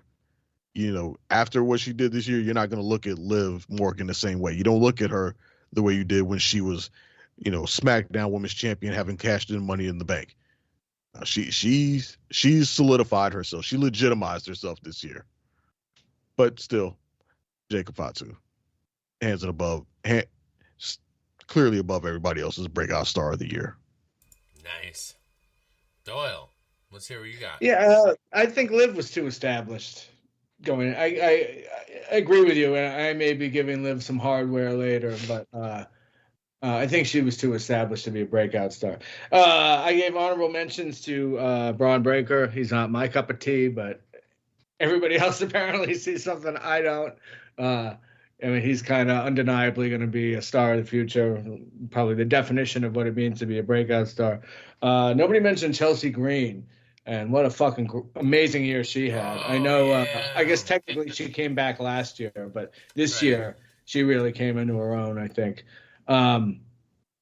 Couldn't give this award to Jacob Fatu, and I'll tell you why. I might go ahead and just pencil him in right now for the 2026 award for Breakout Star of the Year. He just wasn't around long enough of the year. He didn't come till August or something like that. Did he even have one singles match? I can't think of one. Technicality? Impact. Oh no, I mean Impact. Qualifying him on a technicality? He didn't play enough games in the season. That's what it is. Yes, basically. Oh man, here you go, Doyle. This is for you. Come on, don't be crazy. Come on, don't be crazy. I'll do what I want. Go ahead. I mean, so as for the winner, there's really only one choice as far as I'm concerned. You know what time it is. It's Tiffy time. I mean, she starts the year off with a real impressive showing in the Rumble. She doesn't make the Final Four, but I think she was like 5th or 6th out, something like that. She's in that kind of now iconic picture of the last 5. I think it was Liv and Bianca and Tiffy and Becky sitting on the outside watching Bayley celebrate. She gets called up. Great showing in the Chamber. She wins Money in the Bank. She gets her own briefcase, obviously. She has a fun run with that as Nia Jax's lackey. And yeah, I know she didn't technically cash in until January 3rd, but whatever. I'm giving out the award. I'll do what I want, and I'm going to give it to Tiffany Stratton. Valid. Yeah. That's valid. Well, yeah, that's fair. Fair enough. We'll allow it. Let me see here. What do I got? I have most impactful moment of the year. What is some big moments of the year? Big, they don't have to be matches. They don't have to be they don't have to be all matches. They don't have to be all just title changes. There could be other moments within WWE. Here's some. I'm just gonna rattle off a few. I'm gonna fire off a few for me. It's again hard to narrow down one. The Rock returned multiple times, but there's something about The Rock for me every time he does it, because he gets me every time. The last time he returned recently, was it Raw at Netflix, right? The way he returned, I was like, I don't know who this is. Like, I really threw me off. And then you get the "if you smell," and I like fell out of my chair because like, oh my god, like it's The Rock. Like I didn't know who it was. And they got us again last year. Do you guys remember when we were told a former WWE champion was coming, right? And you know what? That's the swerve of the year. Totally forgot about that. That should have been the swerve of the year, right? Oh, Jinder Mahal. and it was Jinder. Jinder Mahal, right? We got pissed. I was like, "Are you? You saw the look in the crowd. They were pissed. There were people who brought their children to see a fucking former WWE champion like no other, and we got Jinder fucking Mahal, right? But then they hit us with a swerve, and we got the if you smell. Oh my god, that was a hell of a moment. That got me. You know what? You guys are right. That could have been like Swerve of the year. I forgot For all about sure. that. I sure did. I forgot that happened in 2024. Right? You know, I already mentioned it, but I put Cena's retirement. Just, you know, that being mentioned was pretty impactful. Like, holy crap, we're in for a hell of a ride. Just one more time, you know, and then we're no longer gonna be able to see him. Throughout the year, the rivalry between CM Punk and Drew McIntyre constantly costing each other titles, world titles. I fucking loved it. I guess you could say the biggest moment is at WrestleMania, you know, costing him his title. That was a huge moment this year for me. Sami Zayn breaking Gunther's 666-day Intercontinental title run. Didn't see that shit coming. And that was a big moment. That was a huge title run, you know, ending. And then I guess the last impactful moment is I guess two more. Cody got to finish his story, right? It's about damn time. It was a 2-year chase. He finally got the title, and he's still our champ. He's still held on to it since. I think he's going to go full circle all the way back to WrestleMania with it. I don't think he's going to lose it till then, if maybe not then. But yeah, it was a hell of a ride leading up to that, and to split off. For me, the most impactful moment of the year was a spin-off of that. What we got later in the season was the OG Bloodline versus, you know, the new Bloodline. Like, holy crap! How did we end up with so many fucking Samoans in like 3-4 years? Oops, like, it's crazy, Samoans. right? Like, within 1 year, guys. Now, we discussed this multiple times, but within 1 year, do you know how many Samoans we could put in the fucking Royal Rumble? We already have 2 that are We announced. could just have a Samoan Rumble. A Samoan Rumble, yeah. Like, for the Ulafala. Like, you know... it's ridiculous. Wait, let me see here, because I think for the Rumble, yeah, like the Rumble, we already have Jey Uso and Roman Reigns already announced. That's 2 Usos. That's 2 Samoans are already, and I don't know if Jimmy's going to be in it. Oh no, I lie. We got Sami Zayn. Sami Zayn's in there. We already got part of the bloodline in. So you know what? Wilson Reed is Samoan, but he's hurt, so he's out. He's hurt. But I'm thinking though, like, okay, so I don't know. we is the new bloodline going to be tied into the Rumble? You know, who knows? But we'll get to that subject. But yeah, that's kind of some of the stuff I had for impactful moments. You know, for me, Doyle, let me get some of your thoughts for your most impactful moments. I kind of just did one like off the field one and one on the field one. Go for it. Right, if that makes sense. Off the field one is Vince leaving finally once and for all. Oh yeah, his second ouster, as it were.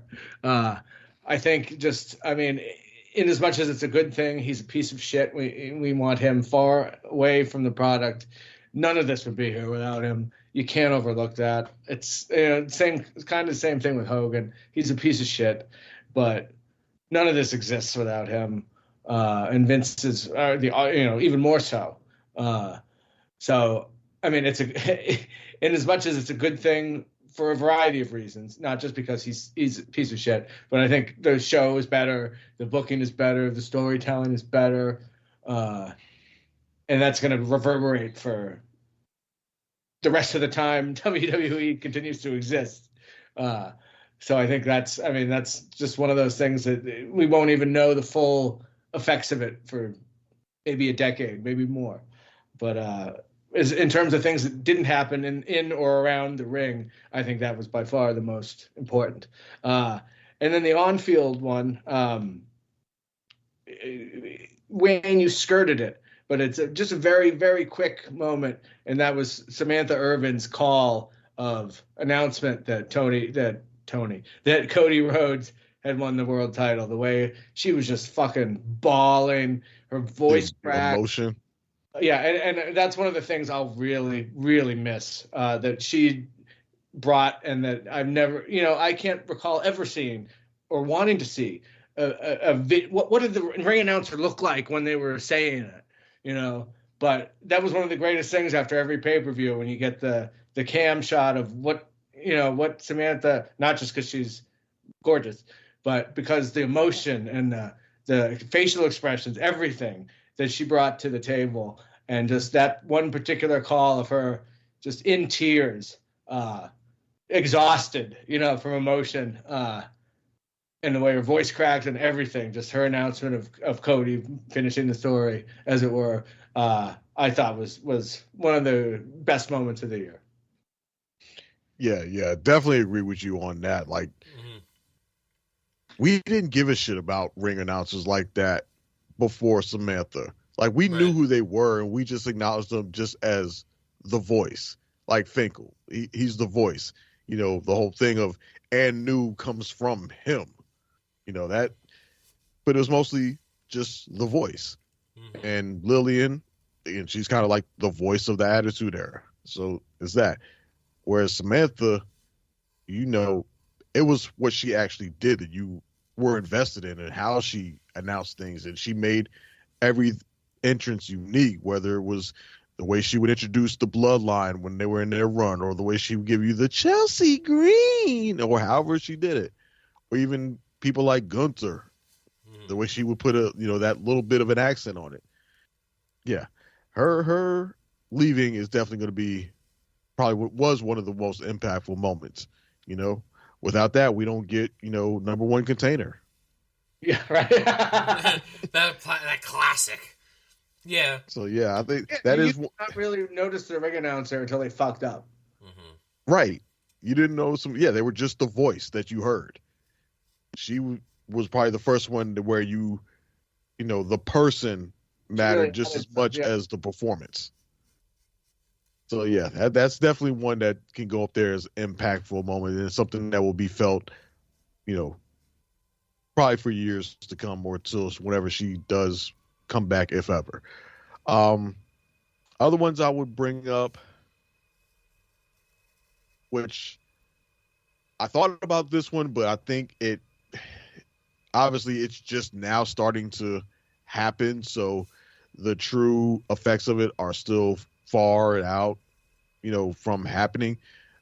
But I think retrospectively we'll end up looking back at it as being an impactful moment, and that would be the announcement of Raw's move to Netflix. Right.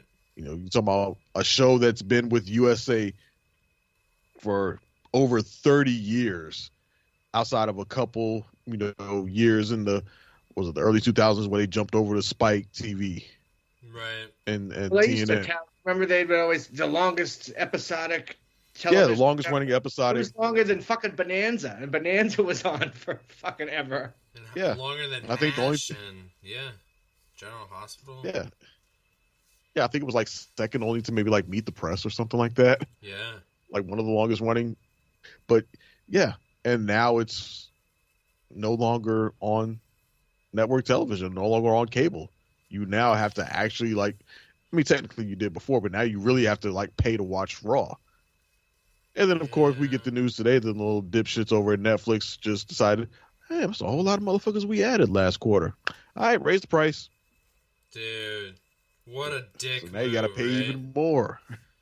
Genius, but dick. So, again, the impact wasn't really felt in 2024 because it didn't happen until this year, but it is one of those announcements that is definitely going to be impactful for years to come.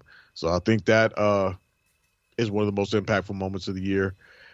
But I think the one that I chose for most impactful moment of the year was I chose an in-ring moment, and that was Cody finishing the story.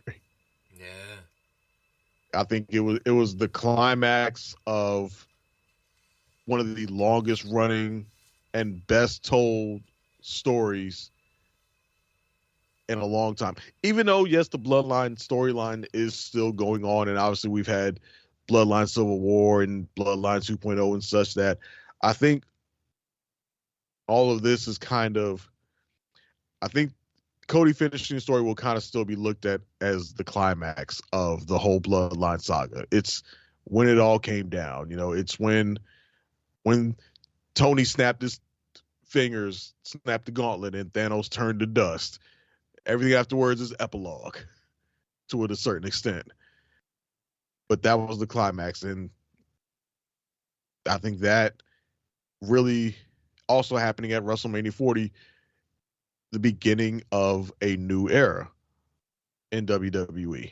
Just as Stone Cold winning at WrestleMania 14, kind of, they look back at that moment as being the kickoff of what ushered in the Attitude Era, even though it kind of technically happened, I think, a little bit before or after. But people call that moment ushering in the Attitude Era. Cody winning at WrestleMania 40 is probably going to usher in whatever this new era is. You can maybe call it the kickoff of this Triple H era or whatever. But for me, that was the most impactful moment from 2024. Nice. Sorry, I'm eating a cookie.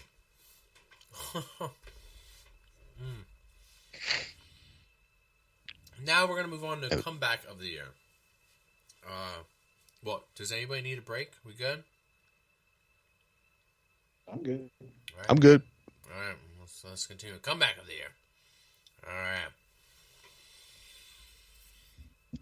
I guess this one could also fall under comeback of the year. I mean, when The Rock came back during that whole Jinder Mahal stint, definitely one of my favorite comebacks of the year.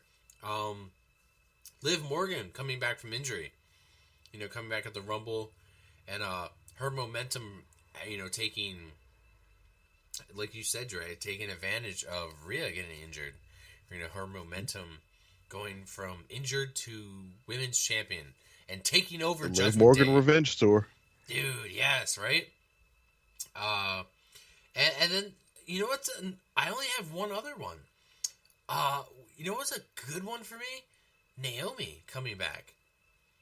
That was a good return for me. I like that. I think it was good for her. Like, I didn't think she was ever going to come back, with the way she left the company last. I mean, I know her significant other, her oos, is here, but business is business. So, but yeah, that was one of my favorite comebacks. I'm sure there's plenty I'm missing. But, a lot of wrestlers have been injured this year. We didn't get a lot of comebacks. We got more leaves than comebacks.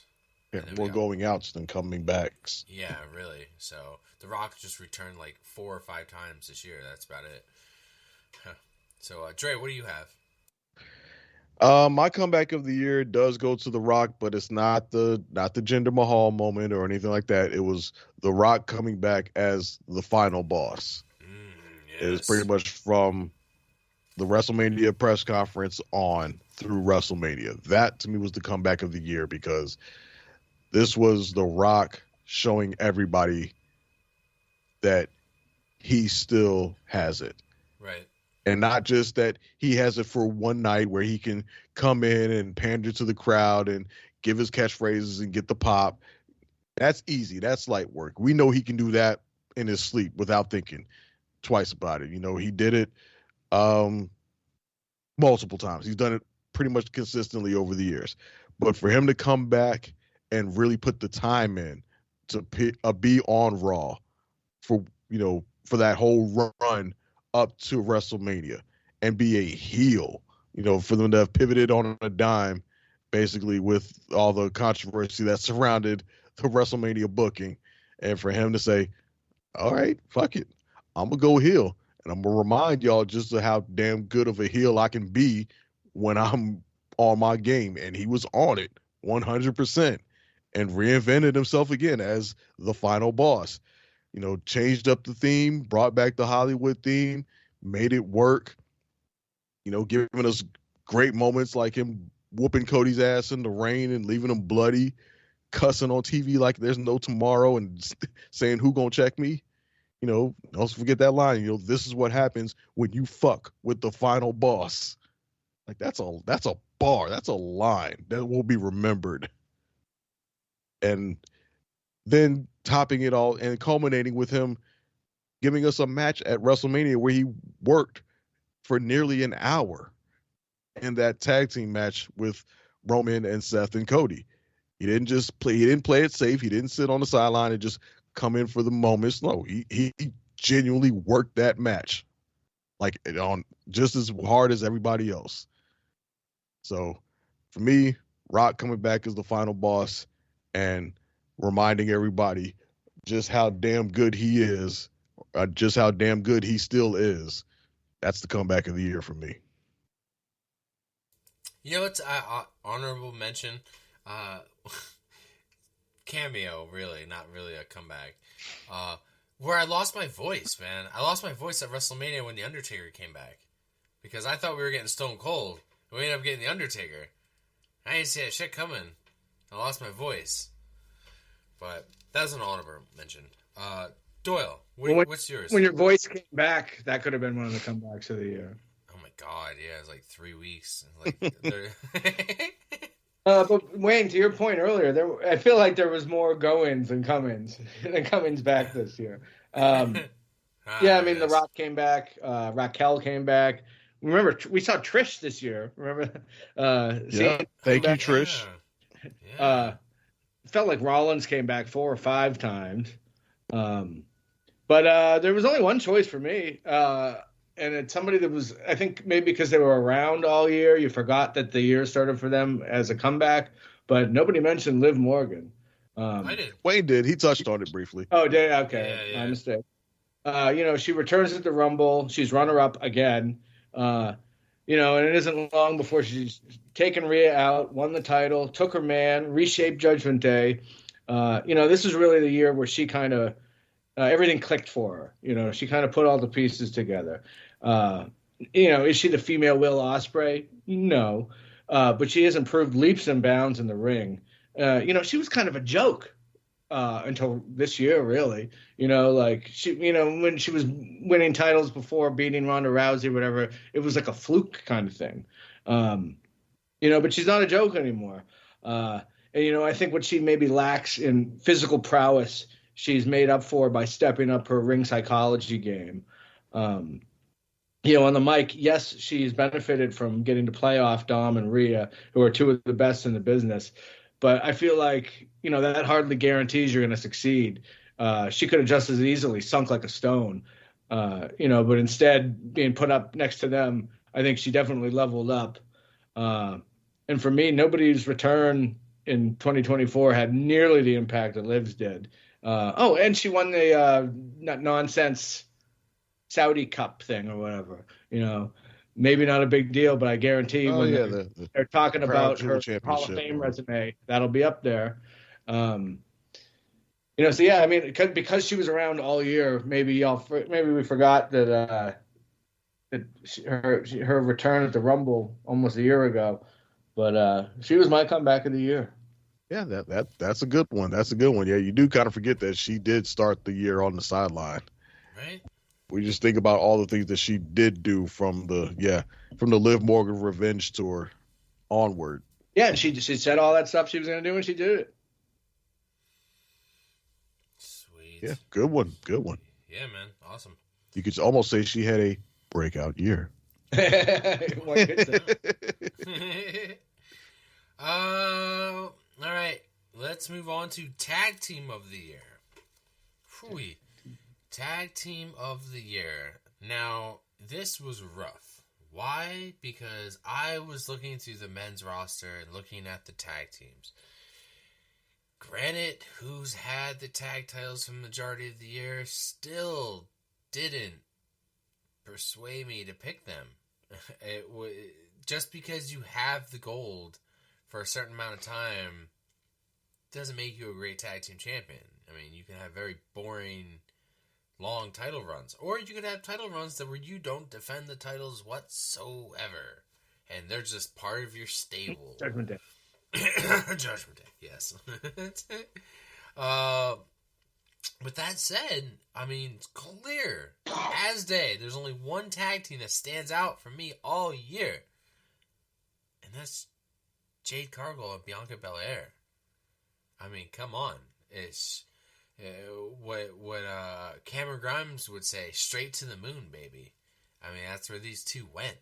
I mean, Bianca was already there, but I mean, she just took Jade right up there with her. The momentum these two had before Jade's injury, we were hoping that they were building a long, tight relationship where they, multiple title runs, because they have lost them but then gained them back again. That we were gonna see maybe some tension within the tag team, and that could still happen when she returns. They could still turn that into something. Now that Naomi's in the picture, I think it's gonna be even bigger and better story. But I mean, there's honorable mentions like DIY finally got the titles and they were heels. The Bloodline got the tag titles for a bit.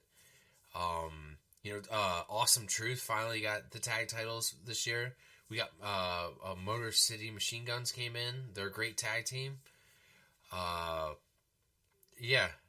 Dre, what do you think about tag teams of the year? I'm not even going to front on this one. I don't have a tag team of the year.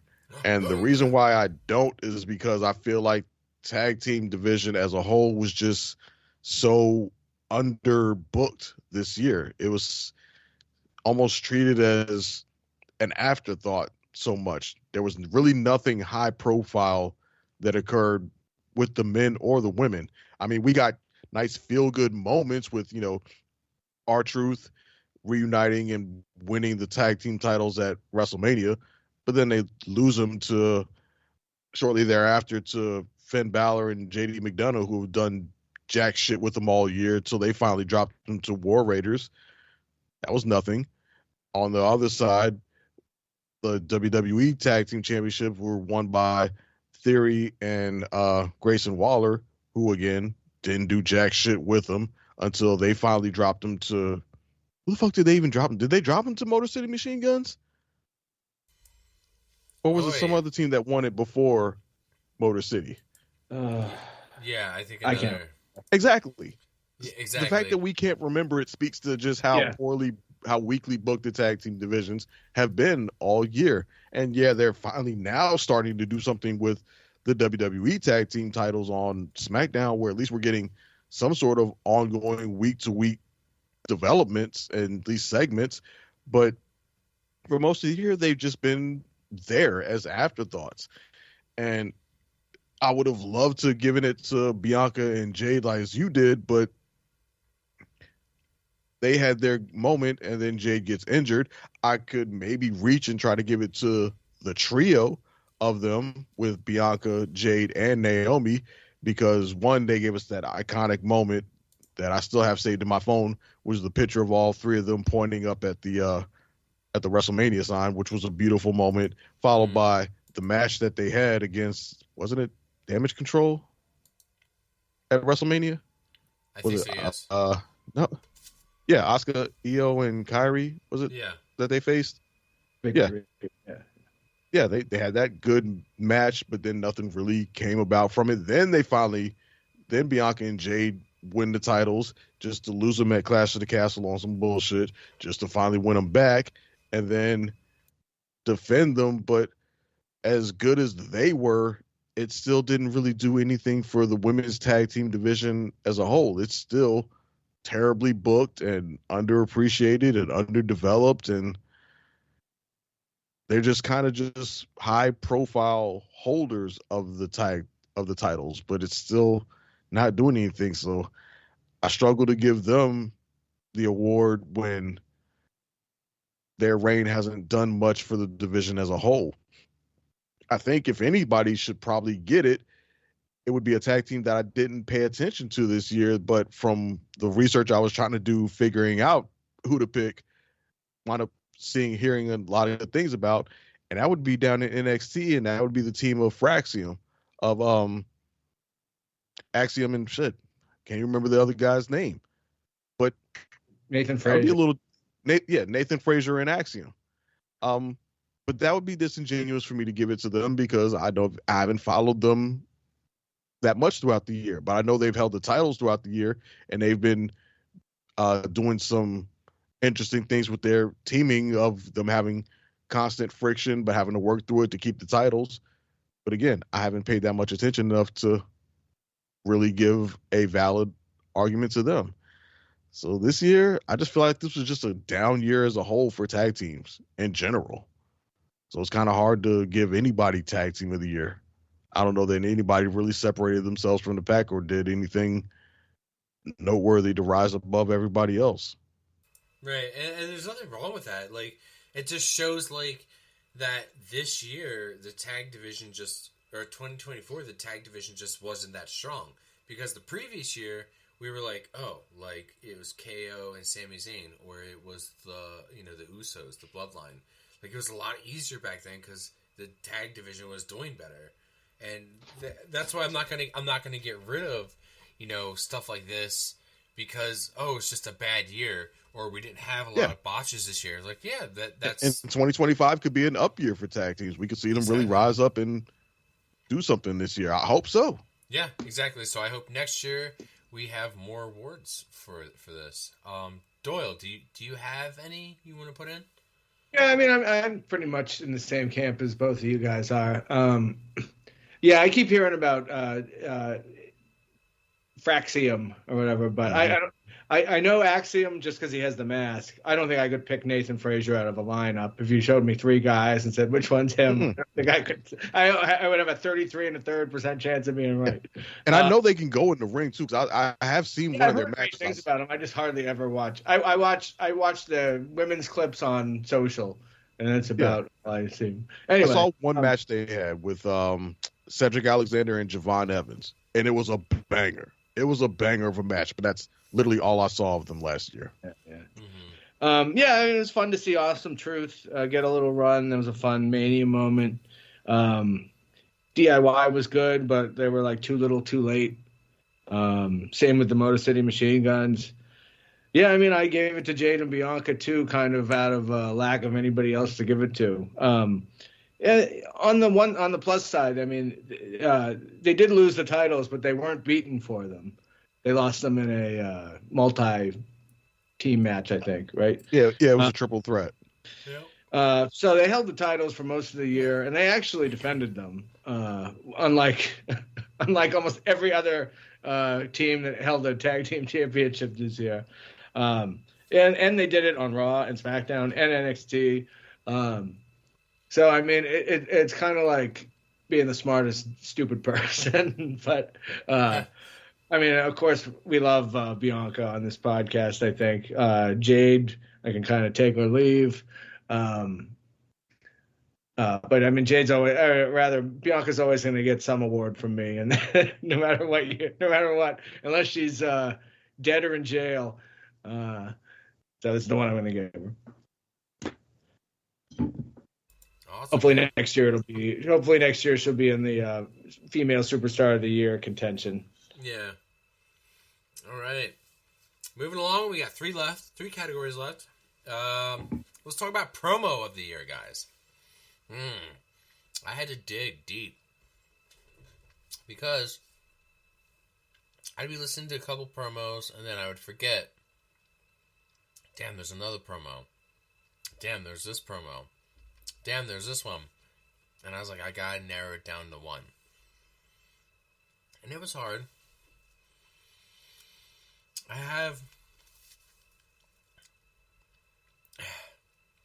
We're gonna play the, each of us have our best promo. We had to pick one. We have runners-ups, honorable mentions, but We're going to only play one of each for it. Sorry, I have something in my throat. I guess,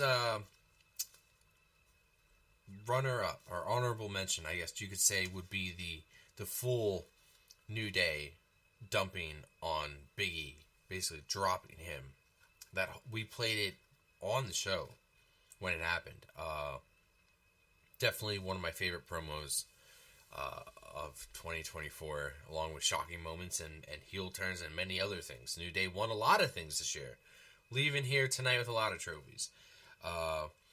But another, I guess, runner-up would be the Rock beating the shit out of Cody Rhodes in the ring. For sure. Definitely. I mean, we got all the curse words. We got all the blood. We got all the... It was just dramatic in the rain. It was just so fucking well. But for me, when it came down to promo of the year, it involved CM Punk. But it was like, who, though? Was it CM Punk and Drew McIntyre? Or was it CM Punk and Seth Rollins? So now I had to fucking narrow it down even further. So I eventually got it down to... Damn it, I think I'm going to have to go with Seth Rollins and Punk. And then you got even more defined of which Seth Rollins and Punk argument, which promo that they did. Because there's one, like, when Punk got injured, and then there's one right after Hell in a Cell with Punk and Seth Rollins. But for me, this is why I like doing this awards ceremony in January, because December 31st, at the end of the year, we got, I think, one of the best promos. It was like almost like 8 minutes long of CM Punk and Seth Rollins getting ready for this Raw Netflix 2025 match. We've been building this feud for so long.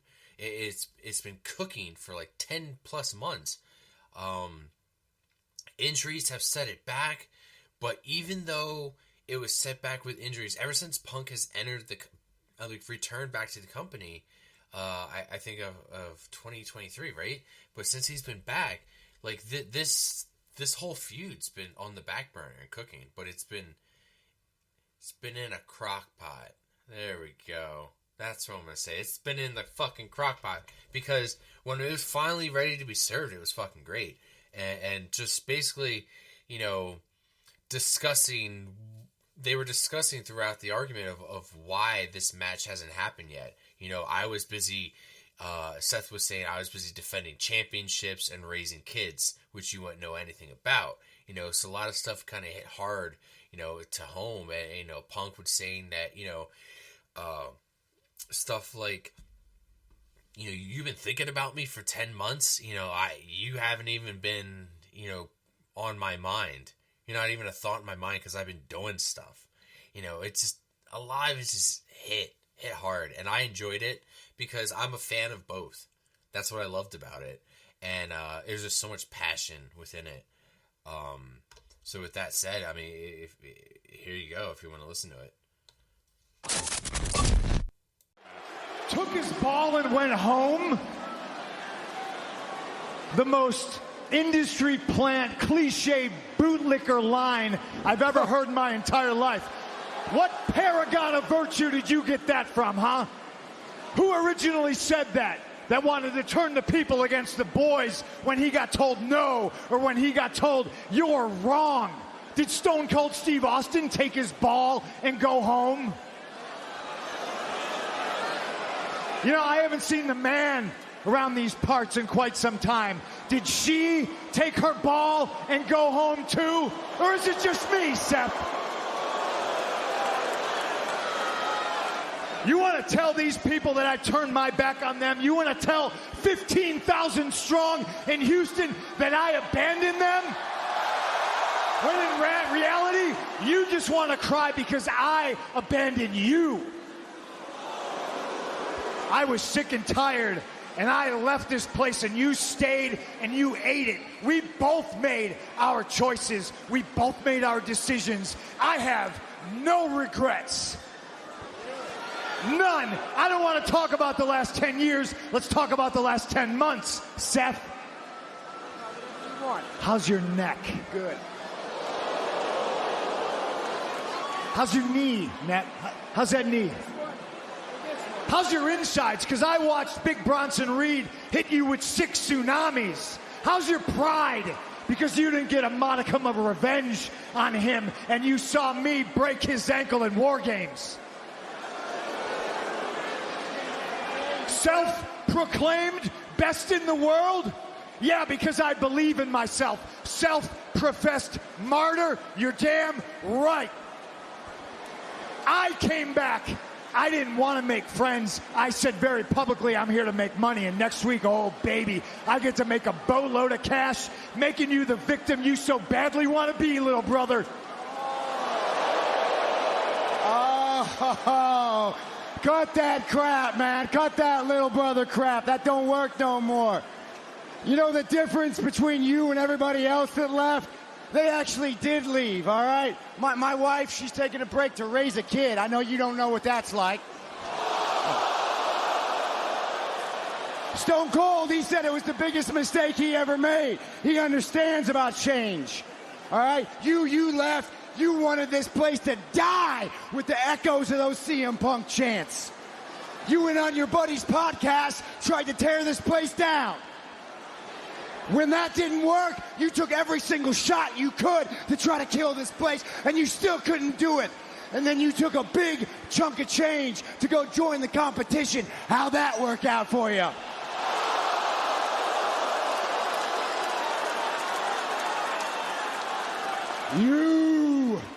You want to call me a martyr? Nah, man. I never felt bad about anything that I did. I never felt ashamed. I fought and I stayed because that's how revolutions are made.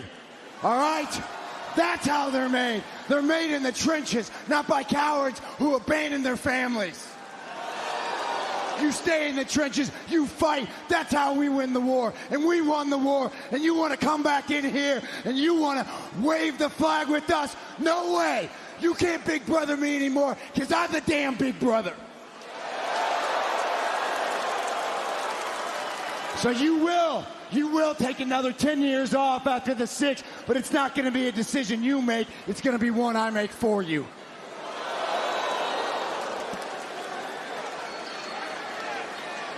You can recognize the pioneers because of the arrows in their back. I was the first one through the wall and I got bloodied for it. You wouldn't be here if it wasn't for me.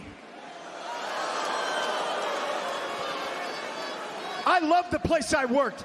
I just hated the guy in charge, and he loved you. And in situations where you should have had my back, all you did was shoot arrows in it. And then I leave, and lo and behold, he shows his true colors, and he stabs Roman Reigns in the back. And now he's dressed like an idiot, trying to play victim in a situation that he created. Those arrows kill weak people. The greats, above all odds, find a way to march forward, and I left because I had to, and I got far enough away until those arrows couldn't reach me anymore. And after a few years, I started to be able to pull them out. And after a few more years, I pulled them all out. And I came back because for 7 years, they chanted, mostly during your television time, my name.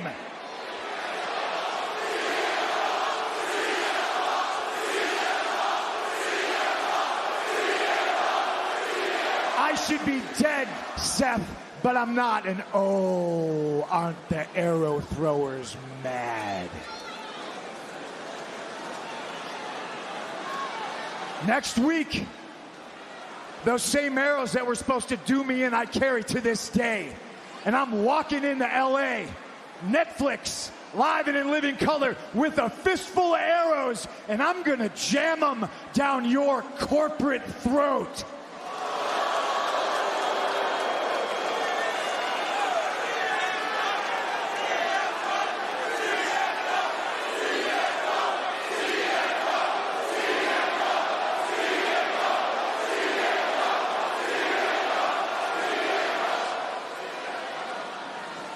never said this to your face.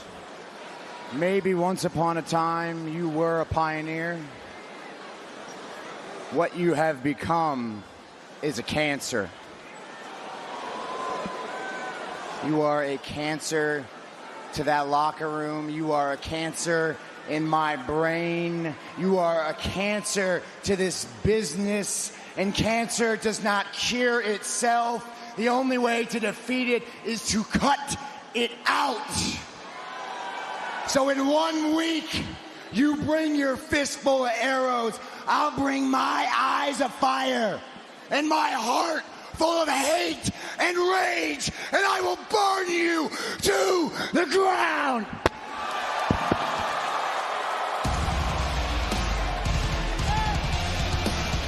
It is on.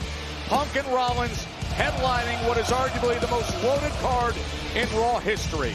A history that comes with great gratitude for the wonderful relationships developed here. Dre, what do you got for best promo of the year? All right, so when it came to this, the good thing about this award is it takes you on a trip down memory lane, because there's tons of promos in the year that you may forget about, and you go back and oh yeah, I remember that one. Oh yeah, I remember this one too. So so going back down memory lane, and the three that I remembered the most that really stood out to me, I would say number 3 would be Roman Reigns, when he just completely tore into Seth Rollins on Raw, about him being the number 2 and being the talking about Cody going to the losers bracket to compete with him. But it was a particular line when he dunked on fucking Seth Rollins. Somehow, I work less than you. In fact, I work 10 times less than you. And you know what? I make 10 times more than you.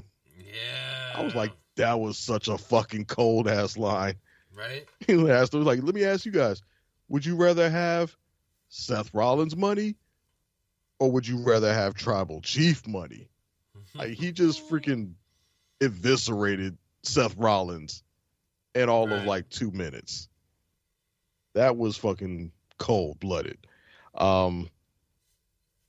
My number 2 would goes to The Rock, and not the beat down on Cody in the rain, although that was a moment, but more so a couple weeks later when he cut the promo, and he had the belt in the ring afterwards, and he talked about what he was going to do to Cody, and then he says, I'll take this belt and I'll hand it to Mama Rhodes, and as I walk away, I'll say to her, what else can I say except you're welcome? Oh, God, when he fucking quoted Maui, that shit was ice cold. That was a fucking line. That almost got my promo of the year, because that shit peak Rock. That was Rock fully in his bag. Yeah. That line was so fucking cold. But oh wait, Dre, here you go. I got it for you. What can I say except you're welcome? Oh my God. Fucking great. Fucking Jesus. That went right over my head because I've never seen whatever the fuck movie. Moana. Dude. Totally off subject. You must see that fucking movie. I am a grown ass man, and I find myself throughout the day saying, singing fucking songs for that movie. All songs for that movie. It is genuinely good movie. Yeah, and if you're aware of that, you hear that line, you're like, damn. Yes. That line was hard as fuck. Taking a fucking children's song line and turning it into just this most sinister thing. Fuck, that was peak Rock. But my number 1, I gave it to because it was another line that was hard as fuck, and then basically lived on for the rest of the year because it pretty much became a meme for the rest of the year. And that is Drew McIntyre to CM Punk when he said, I prayed for this, and it happened after the Royal Rumble when CM Punk had that torn tricep. And Drew came out there, acted all sympathetic. He was like, I'm not a religious man, but I want you to know, Punk, I prayed for this, and it happened. And I was like, oh. Dude, it was hard because, like, Drew was so on his shit this year. Not just, like, in his promos, but, like, if we were to say if we ever had a category for who was best on social media this year, Drew McIntyre would have won that shit. That man cuts promos on social media, and he fucking kills it. He owned social media this year. He absolutely owned it. Absolutely. Even when it turned around and bit him in the ass. Like, remember when he was having the match with Seth Rollins and he freaking was whooping his ass and then grabbed a phone and shit and said, I forgot what he said on social media, but he said he literally tweeted something out in the middle of the match, and then of course he loses it and he goes, "Well, shit," afterwards. Yeah, there's just like so many because he gets so personal and he's just so quick with it. But that was my promo of the year, that Drew McIntyre and that line, because like I said, it became a meme afterwards. Like, something negative, something bad would happen. Totally unrelated shit too. Yeah, and somebody would just pop up with the Drew McIntyre, like, I prayed for this and it happened. Oh my god. So that's mine. Yeah. All right. Well, here, let's play it for him.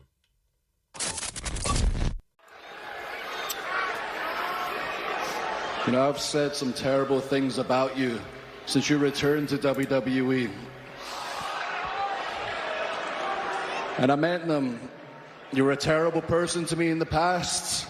I think you're a poison to the locker room, but I'm listening to you now, and I can relate to everything you're saying. I've had my dreams taken away from me as well. I was fired from this place, and when I was listening to you talk about your buddy Chad, I can relate to that as well.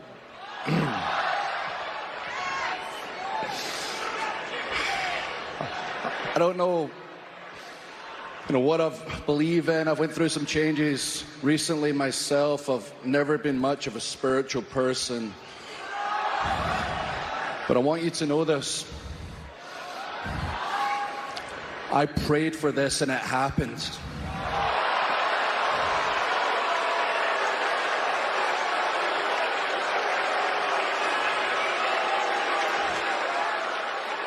When I got into that Rumble, I targeted you.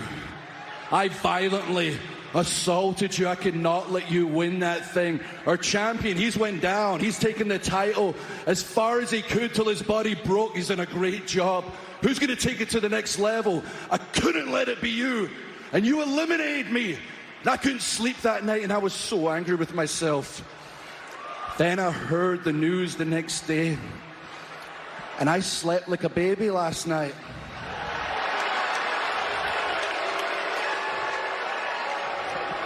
You won the battle, but you didn't win the war. Mission accomplished. I exorcised the demon CM Punk. Now I'm going to find a way into the world title match at WrestleMania, and I'm going to go to the main event, and I'm going to live CM Punk's dream again. Jeez.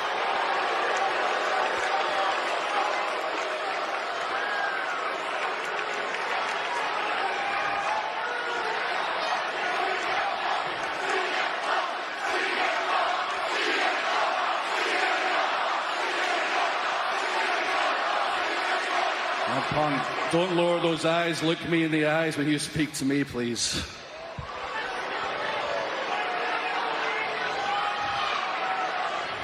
My heart hurts more than my tricep does. I'm going to go rehab it, and when I come back, I will main event WrestleMania, but the first checklist is you. I'm coming right for you.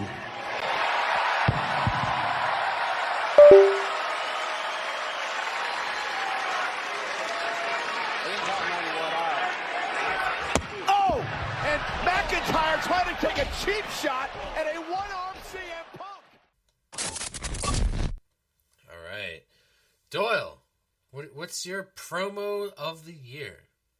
Yeah, I mean, I have a not insignificant amount of overlap here. Yeah, I had honorable mentions as The Rock and Cody in the Rain. There was some of those Instagram tirades The Rock went on. And I think it was the first one he did about Seth Rollins. It went on for like 15 minutes. He just shit all over Seth Rollins in the lead up to WrestleMania. That was great. Wayne, when you were talking about the Drew Punk Seth love triangle there, I thought for sure you would mention the one promo where it was the three of them. That where Drew was sitting on the announce desk. You remember this? There were so many great lines. Drew said something like, "You never drink or do drugs. You spend all your time in rehab." Yeah. Punk was like, "Chosen one. Who chose you? Huh? Why don't you say his name? Who chose you?" Damn it, dude, that was so good. Yep. Like, yeah, I never seen a remember guy that who one. doesn't drink and do drugs. Jim Rollins so goes, "You want to know what I think, Punk?" And he just goes, "Nope." Oh my god, dude, yeah, that was fucking classic. Yeah, so runner up, I had I prayed for this and it happened. Just fucking the line that launched 1,000 memes was hilarious. But yeah, my winner, and Dre mentioned it earlier, was Roman Reigns after the Rumble, just shitting all over Seth and Cody. The YouTube segment is like 6.5 minutes. Roman doesn't say a word till over 3 minutes. So this is short, it's sweet, and Roman just fucking drops bombs for 3 minutes. Just a fucking masterclass in shit talk. Some of the standout lines for me, and this is almost the whole thing because it's so short. He says, "My little brother Seth Rollins." That's right, no pop.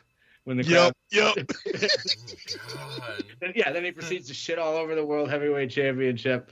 And he was saying what we were all thinking. Yeah, says, "You can't be running things around here for 2 years in your wife's clothes and still call yourself the guy." And he says, "Do you want Seth Rollins money or you want Tribal Chief money?" Just fucking so good. Just 3 minutes. That's all he needed. Just fucking bomb after bomb after bomb. And most guys couldn't do what Roman did in 3 minutes if they had 30 minutes. So for me, that was the promo of the year. Fuck yeah. You know, That shit was fucking, that was peak Roman right there. Yes. That was him fully in his Tribal Chief, I've been running this shit for years bag. Right.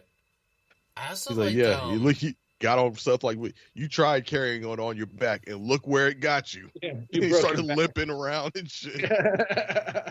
You know, there's another good promo that year that I totally forgot about. Do you guys remember when Paul Heyman got inducted in the Hall of Fame? His Hall of Fame speech was pretty good. I remember that. I still haven't watched that because me and Dre were at the ECW arena. Yeah, I have gone back and watched it since then, and yeah, it's a great speech. I just didn't consider it to be a promo. That's why I didn't. That's why I didn't count it. But as a speech, yes, it's a great speech. Yeah, exactly. Cool, Doyle. Let's play this for them. Here we go.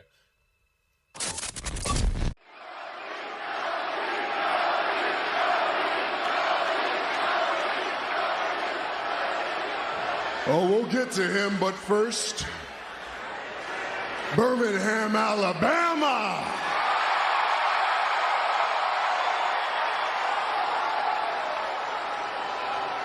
Acknowledge me.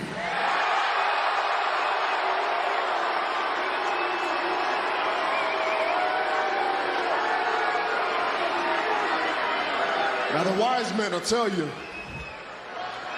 I don't like to recap. I would prefer to move forward. But there were some things said on Monday that we just can't let slide. My little brother, Seth Rollins. Exactly, no pop. He said he's got the title. The title. So I had to think about it. I'm like, Didn't I beat everybody competing for that title? Doesn't that make all them my number twos?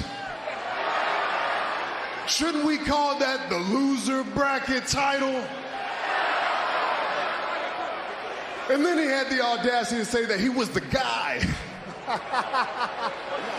You can't be running around here for 2 years in your wives' clothes and say you're the guy. And then he wants to say he's a workhorse. But 3 months in, he broke his back trying to carry that show. Let me ask y'all this. Do workhorses walk like this?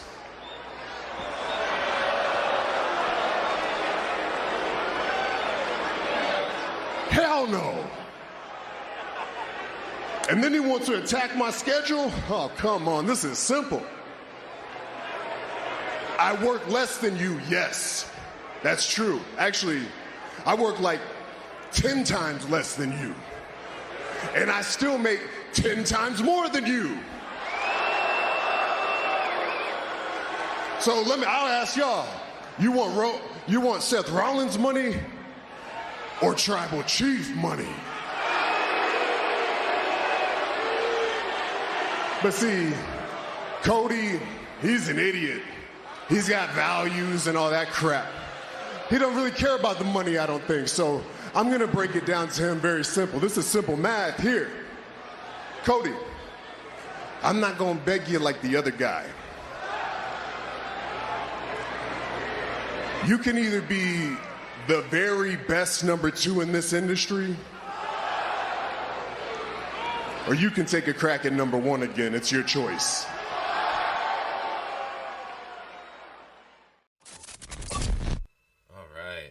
Man, talk about some good fucking promos that year. Good fucking promos. I'm glad we didn't all have the same ones. Cause like I was literally sitting there, like I was more focused on CM Punk, Drew McIntyre, and Seth Rollins ones, and Doyle. Like I totally forgot about that triangle of them all, just 3 of them shitting on each other. Because so good. just the 3 of them. This whole year. Triangle of hate. Yeah, exactly. Yeah, because it started off as just Drew and CM Punk in the ring, and shit, and then Seth's music hits and fucking I think Punk goes, "Oh fucking hell," something like that, but not into the mic. Yeah. Yep, Drew fucking sitting on the announcer tables, telling the cameraman, "Oh, try to look at my skirt, you perv." Yeah. Yeah, even like this week when CM Punk gets interrupted by Seth, he goes, "Oh, why can't somebody like Rhea Ripley interrupt me?" But all right, let's move on. We got 2 left. Let's talk about match of the year. This was kind of hard for me. I have 2, like a runner-up, second, and honorable mention, and then a first place. Okay, I got the men's War Games match as my honorable mention. Fucking loved it. I love that we finally got to this point. This was what I wanted. This was my end game. And we even had a little bit more meat on the bone because we added, CM Punk and we added Bronson Reed, which honestly didn't think it was going to make it better, but it made it a hell of a lot better. People got injured. People got hurt. People who I didn't want to get hurt didn't get hurt. Thank God. So I think it was great. It furthered the story. I think the right people won. It was awesome. Solo finally got his comeuppance.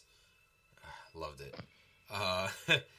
My second place would be probably like one of the most obvious ones, I feel like, is Cody beating Roman at WrestleMania.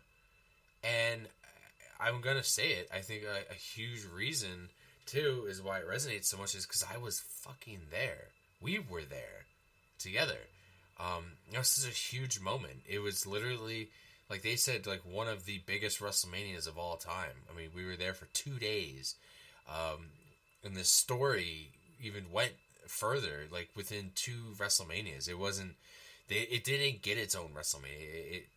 It went over a 2-night period, and it even leaked a little bit over into Monday Night Raw the next night. There were so many people involved in the storyline. There were so many people involved in the damn match itself. Like I lost my voice during the match. The right people went over the night before. We got the heel Rock. We got the most over Roman Reigns we've ever had as a heel.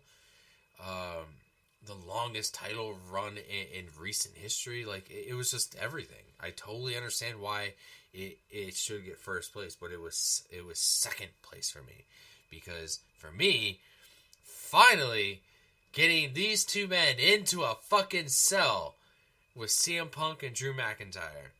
God damn it, bad blood. I was really concerned about Punk getting hurt in this match, and thankfully, like, he was able to walk out and not be injured. But this was just such a huge feud of the year. We finally did get Seth versus Drew McIntyre, or Seth versus CM Punk at the end of the year.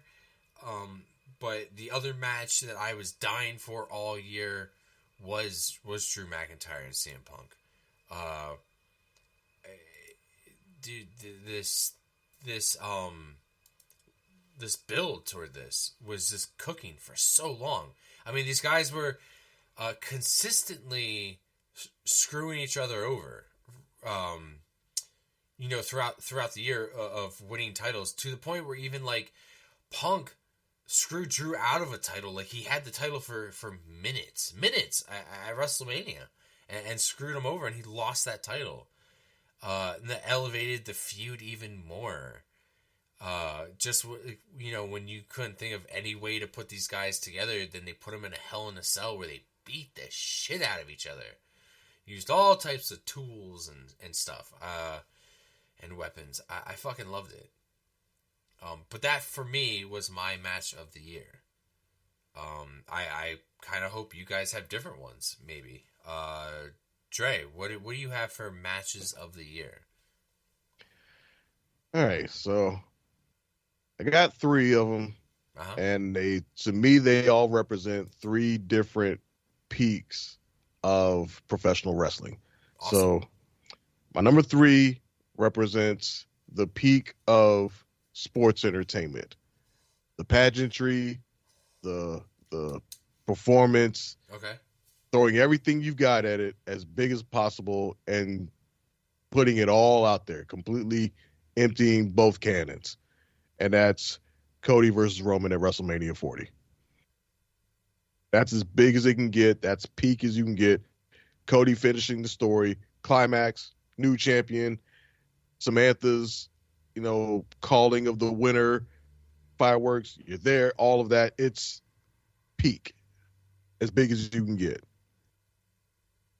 Number 2 represents the peak of professional wrestling in the ring. It represented this year the evolution of what 2 men in a ring can do when they are among the best at their craft. And you just put them in and just say, do you? And you just let them cook. And those 2 men put together a performance masterpiece. And that is Will Ospreay versus Bryan Danielson at AEW Dynasty. If you wanted to show somebody, I think Doyle said it earlier, you want to show a non-wrestling fan what wrestling in the purest sense of the term looks like at its best, you show them that. But that is my runner-up, because my winner represents peak storytelling. Okay. Which you could argue could have gone to Cody and Roman, but no, for me, this is peak storytelling from where it started at the beginning of the year to its ultimate climax in Hell in a Cell, and that's Drew McIntyre versus CM Punk. That match was everything all of the buildup, everything that had happened, all the shit talking on the mic. There are two previous matches from their 1v1 to the SummerSlam with Punk the Drew match with Punk as the referee, to their backstage beatdowns on each other, to the bracelet, all of it coming to a head in the most brutal fuck you, we'll settle this shit once and for all kind of way. And they absolutely delivered on it. They brought Hell in a Cell back to what it's supposed to be in its glory, even if some of the blood was inadvertent. It helped elevate the match and was, again, peak storytelling in its climactic form. So that's my match of the year. Cool. Doyle. All right. Couple honorable mentions here. Gunther and Sammy and Bailey and Io from WrestleMania. Both really fun matches. And then on the same Raw, I guess it was right before WrestleMania, I want to say. Gunther and Sheamus had a fucking banger. And Dragunov and Ricochet also had a banger on that same episode. The match where Gable turned heel on Sammy, that match was great. And the Women's Royal Rumble match I thought was great this year. Runner-up, I had Cody finishing the story. Yeah, I mean, just the pageantry. Was it a great match in the technical sense? No, of course not. But yeah, it was that Avengers Endgame. Here comes everybody. All hands on deck kind of moment, and it was a really cool thing to be there to see live. But yeah, I mean, match of the year. It's I think a different podcast might have called this a Tupperware party because it's Drew and Punk, Hell in a Cell. There have been so many bad Hell in a Cell matches the past couple of years. And even though this was like the blow off for like the feud of the year, really, I really went in not expecting a whole hell of a lot. And I don't think that my enjoyment of the match was fueled by the low expectations. Because boy, was I happy to be wrong. This match kind of proved you don't need to do 450 splashes. You don't need to throw somebody off the roof of the cell. To have a great Hell in a Cell match. I love the homages. There were a couple of homages to the first Hell in a Cell match between Shawn Michaels and The Undertaker. They did an homage to one of my favorite matches of all time from WrestleMania 13, the Stone Cold Bret Hart match. It had one of my favorite gimmicks ever, which is where they pull out the bag of thumbtacks only to reveal that the thumbtacks aren't thumbtacks. In this case, they were friendship bracelet beads. Hell, they got a fucking friendship bracelet over. You know what I mean? Yeah. But just fucking hard-hitting, great psychology, the blow-off to a year-long blood feud, and it kind of happened by accident. Because if Drew had never injured, or if CF Punk doesn't get injured in the Rumble, while taking a move from Drew, maybe none of this happens. And that's kind of the great thing about this whole art form, if you will. It's just, the littlest things can change everything, and I don't like Punk, so was I a little happy when he got hurt? Sure. But little did I know that it would result in this fucking absolute classic. I watched it again this afternoon. I loved it just as much. Awesome. I think it's fucking cool. And yeah, but like I said earlier, if you want to go every promotion, Will Ospreay is the top 10 matches because that guy's just fucking unreal. Yeah, like I said, I watched that Ospreay Danielson match again last night, and yeah, fucking phenomenal. It wasn't just two guys just doing a whole bunch of little cool flippy moves and all that stuff. There was psychology in there. You got chain wrestling, you got acrobatics, you got brutality, you got storytelling within the match itself, and you got a good finish. Nice. Absolutely. Cool. All right, guys. Moving on to the main event. Who is our male and female superstar of the year? For me, females, I have on this list. It was hard for me to pick. Honorable mention, Chelsea Green. You know, this girl went. I mean, out of all the rehires that Triple H did, she has done the best. She is now the first ever Women's United States Champion. She was a tag champion for a while.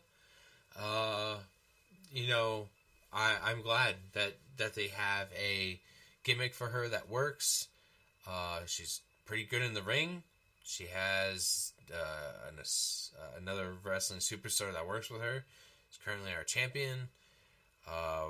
Yeah, she just kept going up and up. She's just one of those people who's since she's been on the roster again, she's just been going nothing but up. I don't think Chelsea has had a down since she's been back on the roster, and that's great. And it's kind of elevating maybe Piper Niven a little bit being with her. So they're kind of helping each other out, doing well. Having a mid-card title has been doing what I think it's going to do wonders for girls like Chelsea Green. Second place for me, that would have been Tiffy.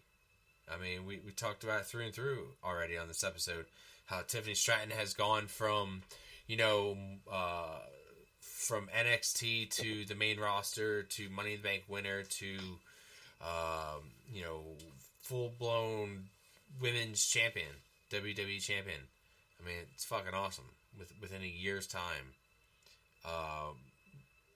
You know, another wrestler who's been shot straight to the moon. She's lost a few matches, but she's been in high-profile matches. Like, you know, she didn't win the Elimination Chamber, but we do remember her spot. You know, we remember her spot in War Games. You know, she had some pretty good spots. And for me, female of the year is Liv Morgan. It was pretty hard. There was some other people I kind of considered, but you know, I just think Liv's revenge tour just fucking dominated, you know, this year.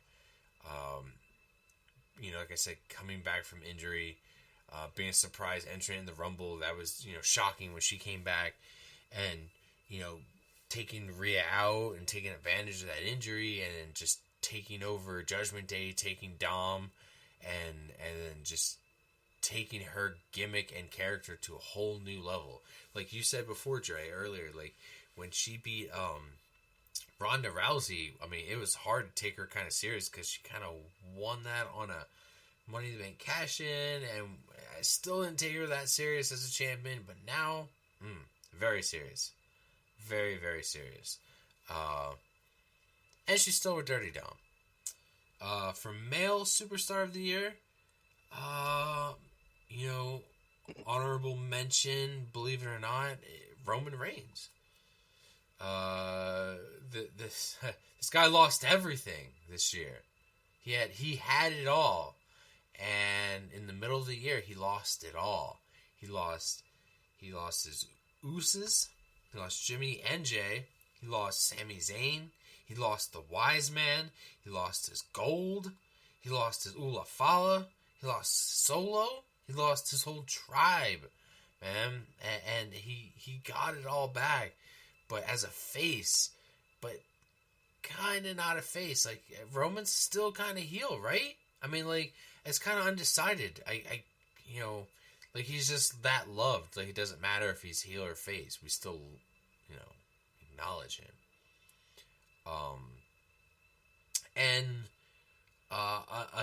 You know, second place for me is Jey Uso. Okay? Jey Uso. Holy crap. Out of the two Usos, didn't think that Jey was going to be the huge breakout star that he was. Didn't think he was going to go as far as he did. I'm fucking impressed. This guy held a Intercontinental title, and I don't see him as just a tag team wrestler anymore. I now see him as a, a higher tier mid card wrestler right now. Not yet main event Jey Uso, but he is getting there. And for me, the superstar of the year, believe it or not, he doesn't have a lot of wins under his belt this year. But I think the momentum of his character, his growth of his character has gone very far, and that's Drew McIntyre. Not Drew McIntyre, I'm sorry, Gunther. I was stuck between Gunther and Drew. I'm sorry. I was stuck between Gunther and Drew because Drew has lost a lot this year, but Gunther has won a lot this year, and both their characters have gone so far. But for me, it was a tie between the two, but I'm gonna have to say it's gonna have to go to Gunther. Gunther has set in the longest reigning Intercontinental title run, and he just had all that momentum going into WrestleMania. They found a way to get the title off of him, but not hurt his character. And then he went right to the world title scene, and he had great matches with Damian Priest, Randy Orton, Sheamus throughout the year. I just think from the second he's entered the main roster, Gunther has gone nothing but up. That man has had a rocket strapped to his back. Like now we're at the point in his career, like he's lost half of Imperium and he's still going. He's wonderful in the mic. He's great in the fucking ring. He puts on banger matches. And he feels like a different champion. The world title to me right now feels different than the WWE title. He feels like a very different type of champion because Gunther doesn't wrestle a whole lot throughout the year, as he was kind of on the back burner the past few months, because of the other title in the scene and the Bloodline taking over a lot of stuff.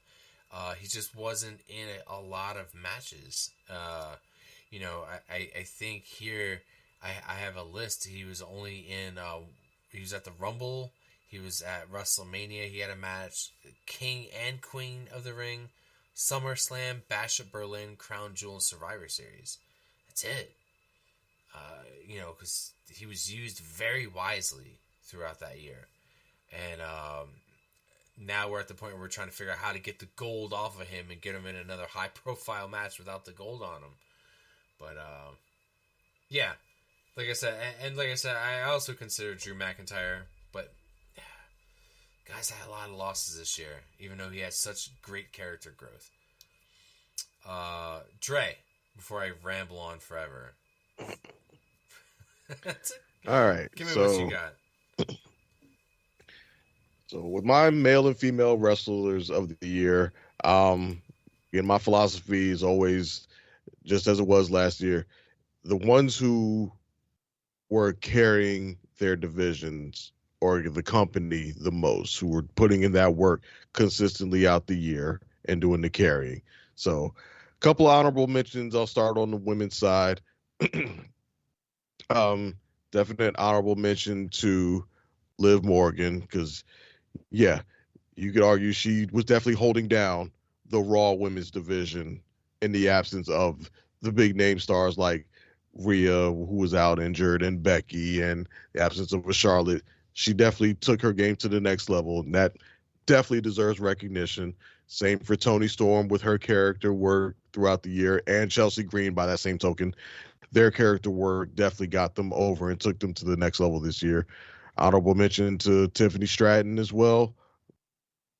She definitely had a, Rookie of the Year campaign. If that was an award, I would probably give it to her for Rookie of the Year. So she deserves recognition for that. But my women's wrestler of the year is actually Roxanne Perez on NXT. She held down the NXT women's division this year. And like I said, as I said earlier, I may not catch a whole lot of NXT all the time, but one person that I was tuned in on throughout the year was Roxanne Perez. And she was down there putting in work. She held the NXT Women's Championship through the majority of the year. She held banger matches with everybody up and down the roster, from Julia later on to Lyra Valkyria, who she beat to win the title. She held banger matches with Jordan Grace in the crossover with TNA, Lola Vice, Jada Parker, constantly. And, elevated that women's division to where the point that now they can legitimately claim to be arguably the best women's division in wrestling. And that's putting them up against the SmackDown roster, putting them up against the Raw roster, putting them up against AEW, TNA. NXT can stand toe-to-toe with all of them in terms of talent and ability and the workers that they have. And who was the person who was at the forefront, who was the one carrying the banner for that throughout the year at the leader? It was Roxanne Perez. And she elevated that division and herself along with it. So she gets my nod for Women's Wrestler of the Year. Now, on the men's side, you mentioned Gunther. Yes, he had a great year, phenomenal year, from IC champ to World Heavyweight champ. But he kind of fell flat for me a little bit towards the end of the year. Now I could go to Dirty Dom. His character work throughout the year took heel work to the next level. But again, kind of fell a little flat towards the end. Looks like he's kind of starting getting played a little bit by Liv. But when he was hot, he was as hot as it could be. Jey Uso definitely had a breakout year. Definitely up and coming year for him. But as much as I was big on him and as over as I was on him, and I still am, the more and more I watch, the more and more I'm starting to fear that he may be plateauing a bit. He's still, again, as hot as can be. He's still, obviously, the reactions have not dipped in him in the slightest bit.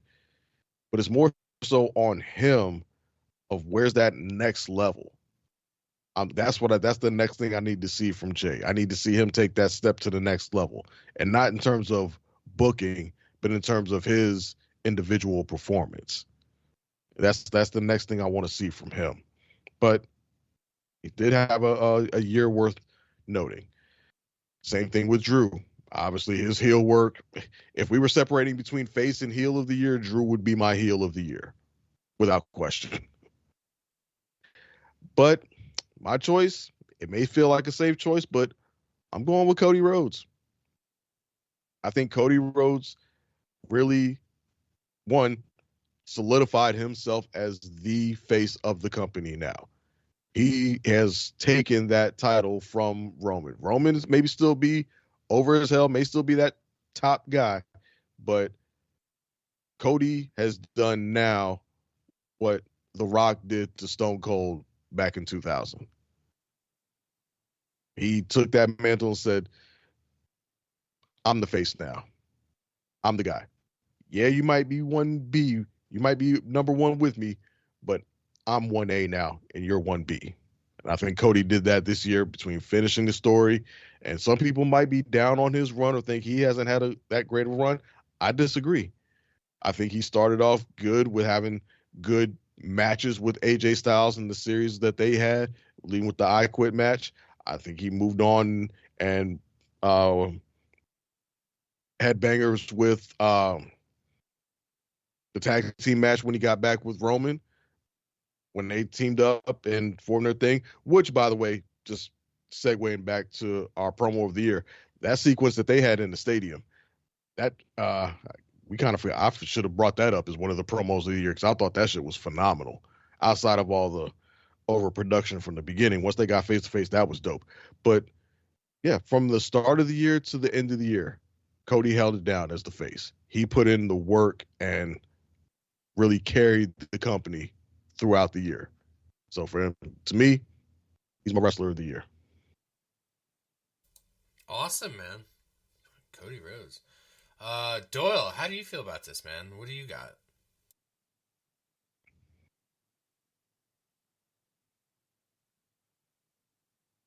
Yep. Doyle. That's a good one. Are you live there, Doyle? Are you there? Shit. Fuck. Sorry. Oh, man, great one. Silence. I can't remember what I was saying. As for the women, I feel like any year you can pencil Rhea or Bianca or Bailey or Io into the running, as long as they're not injured or retired or whatever. When I think about who didn't lose a big chunk of the year for injury or spend a lot of the year in a tag team, really the only choice I think is Liv Morgan, who I already think I said my piece about. So I don't really have anything else to add, except for my money. She had the most complete year of anybody on the women's side.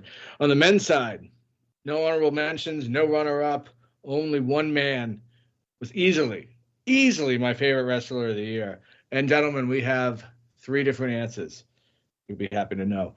This guy absolutely crushed it in the ring and on the mic. And while he didn't invent being an internet troll, he fucking perfected it and made it an art form all of its own. I'm, of course, talking about the Scottish warrior, Drew McIntyre. He carried 2 major feuds where his dance partner was basically unavailable for most of the time.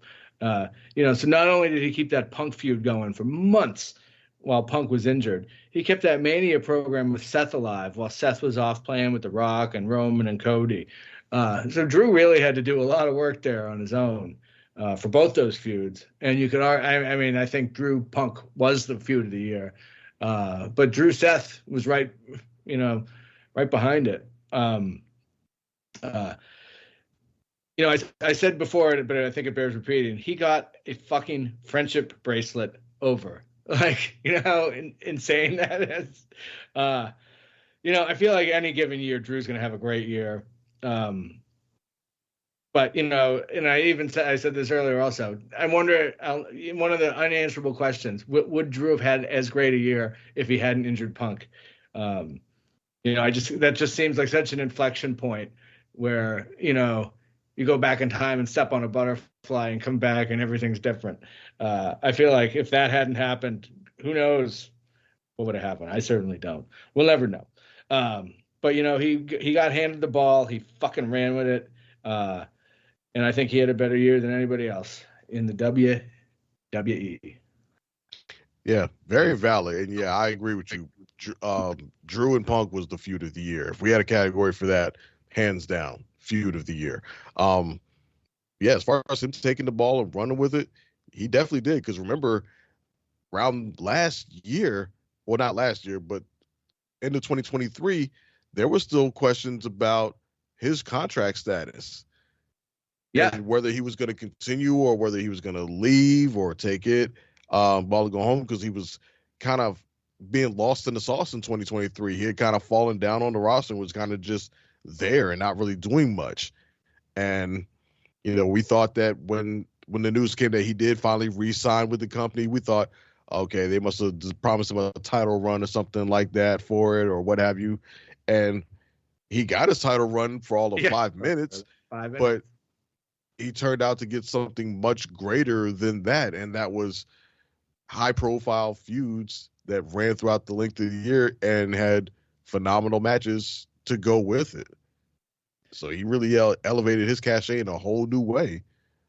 Yeah, and for me, the most impressive thing was that the 2 guys he was feuding with were, Seth was physically elsewhere doing other things, and Punk was physically he couldn't bump, he couldn't do anything, and to manage both of those things, keep both of those feuds alive, was super impressive in my opinion. Just doing one was impressive, but 2 in 1 year, I think, super impressive.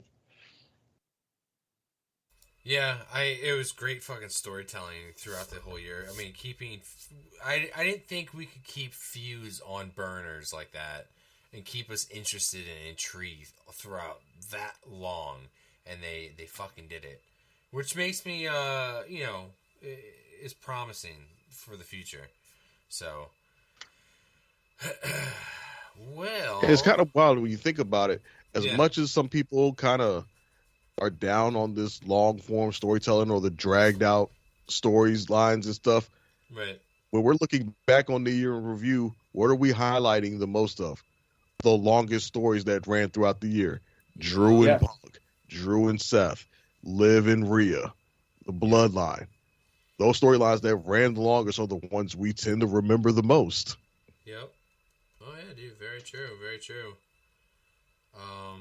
Yeah, and I mean, predictable isn't necessarily bad, if as long as it's well done. Yeah, exactly. As long if anything's taught us that, it's the fucking Bloodline story. Yeah. Yeah, predictable, but played out very fucking well. Very well. It's all in the execution. Yep. Yes, sir. Oh, I know I want to bring up before we wrap this show up. This has been a long ass episode. Real quick, Saturday night main events this weekend. I'm gonna rattle off the card here. We got World Heavyweight Champion. And Dre's gonna have to watch Jey Uso not win the world title again, and I'm gonna have to watch Sheamus not win the IC title. Right. Yeah, We're both exactly. gonna be pissed off at We'll the end of the night. we'll have to call each other and console each other afterwards. Yeah, right. exactly. We're sick of this shit, man. Yeah, exactly. We're getting Gunther versus Jey Uso, and then Intercontinental Champion Braun Breaker versus Sheamus again, and then Braun Strowman versus Jacob Fatu, which might be one of the most interesting matches on the card. Women's Champion. Yeah. It better not be fucking interesting. It better not be fucking interesting. Yeah, that better be a glorified squash. Right. Jacob Fatu better beat the shit out of fucking Braun Strowman. Rhea Ripley will verse Nia Jax. That'll be good. Cody Rhodes and Kevin Owens set for a Royal Rumble contract signing. So we got a signing going on. Yay. Right. That's going to eat up a good chunk of the 2 hours. Yeah. So is that where we're going to get 3 matches in a drawn-out segment? Well, 4 matches. Because we're getting... 4? Yeah. The World Heavyweight title, the Intercontinental Women's... Oh, yeah. I forgot Rhea and Nia Jax. Yeah, I guess we all could forget that. So, yeah. 4 matches in a contract signing. 4 matches and a contract signing. And Hogan's been in all the commercials, so we might get his old ass trotted out there again. Yeah, it'll be the only interest in that is to see if Texas reacts any different to California. Yeah. Right. Actually, before you got on, I was on with Doyle and I played the CM Punk calling out Hogan. I want to play it real quick. It's like 11 seconds. You put Hulk Hogan in the Royal Rumble, I'll throw his dusty ass over the top rope, and I'll kill Hulkamania once and for all. Jesus. And what's Hogan going to say? Not a goddamn thing. Oh, Can't even walk. Let me tell you something, brother. If I was 20 years younger, yeah, I bet. Right. Bet, man. If Hogan got any brain cells left in him, he will not open his mouth against CM Punk because CM Punk will go the fuck off on him. Yeah, so is that like is this going to be a new thing where it's like we're going to shit on Hulkamania?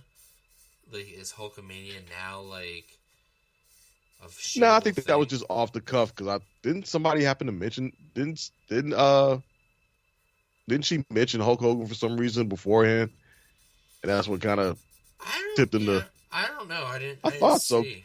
I don't think he pulled Hulk Hogan out of his ass out of nowhere. Something happened before I think that triggered the Hulk Hogan statement from him. You don't have to be triggered to hate Hogan. It's a natural thing now. Oh yeah, you don't have to be triggered, but I think, like I said, he didn't pull that out of thin air. That's what I'm saying. Yeah.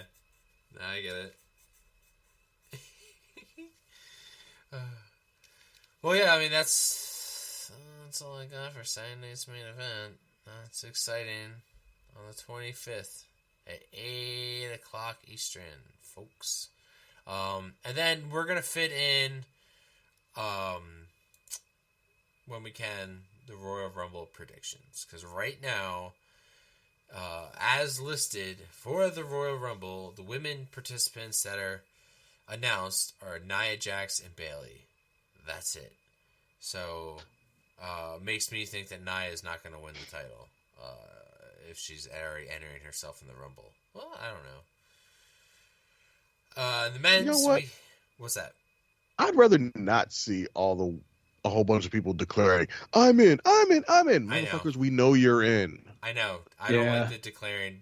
But, although, listen to this stacked card for just the men's thus far. LA Knight, Sami Zayn, Rey Mysterio, Drew McIntyre, Jey Uso, CM Punk, John Cena, Seth Rollins, and Roman Reigns.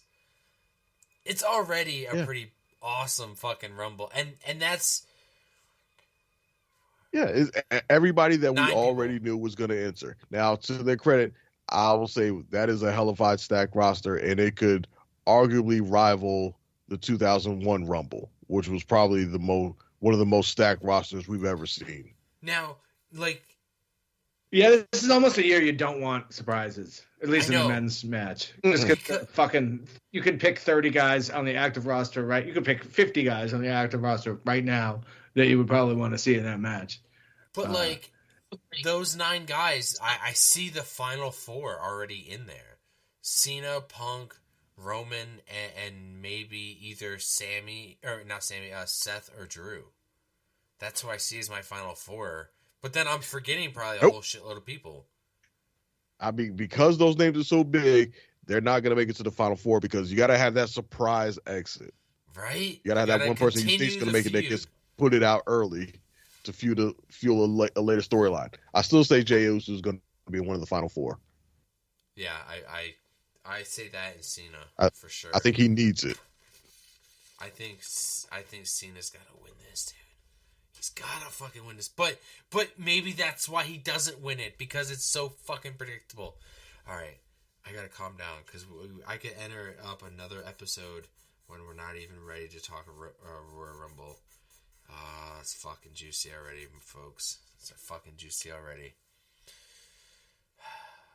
Alright. I gotta close all these windows on my computer, because if not, I'm gonna sit here all night and we're gonna talk about the Rumble. It's already late. Alright, guys. Do you guys have anything else you want to plug for tonight? Anybody at all? Anybody, Dre?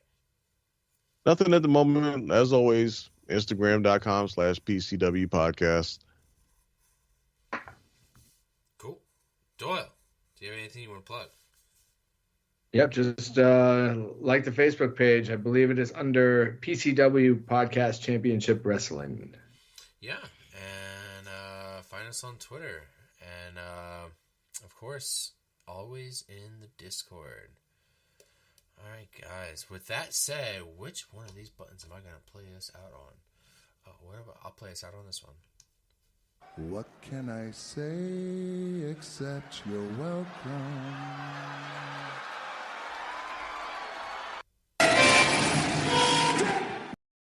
You are the world's dumbest son of a bitch. The fact that day in and day out for almost 6 years I have proved to everybody in the world that I am the best on this microphone, in that ring, even at commentary. Nobody can touch me. You are not ready for Oscar! Because the Street Profits are up and we want the smoke. You're next! Talk about your Psalms, talk about John 3:16. Austin 3:16 says I just whipped your ass. Well, let me tell you something, brother.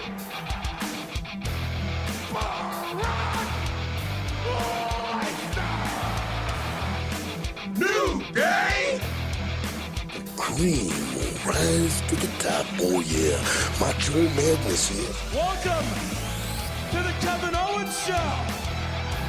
Lately, he just hasn't been very oozy. Because I'm the Miz, and I'm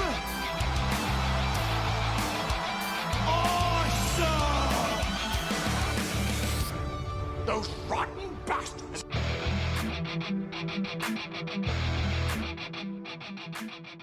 Bye-bye, bitch.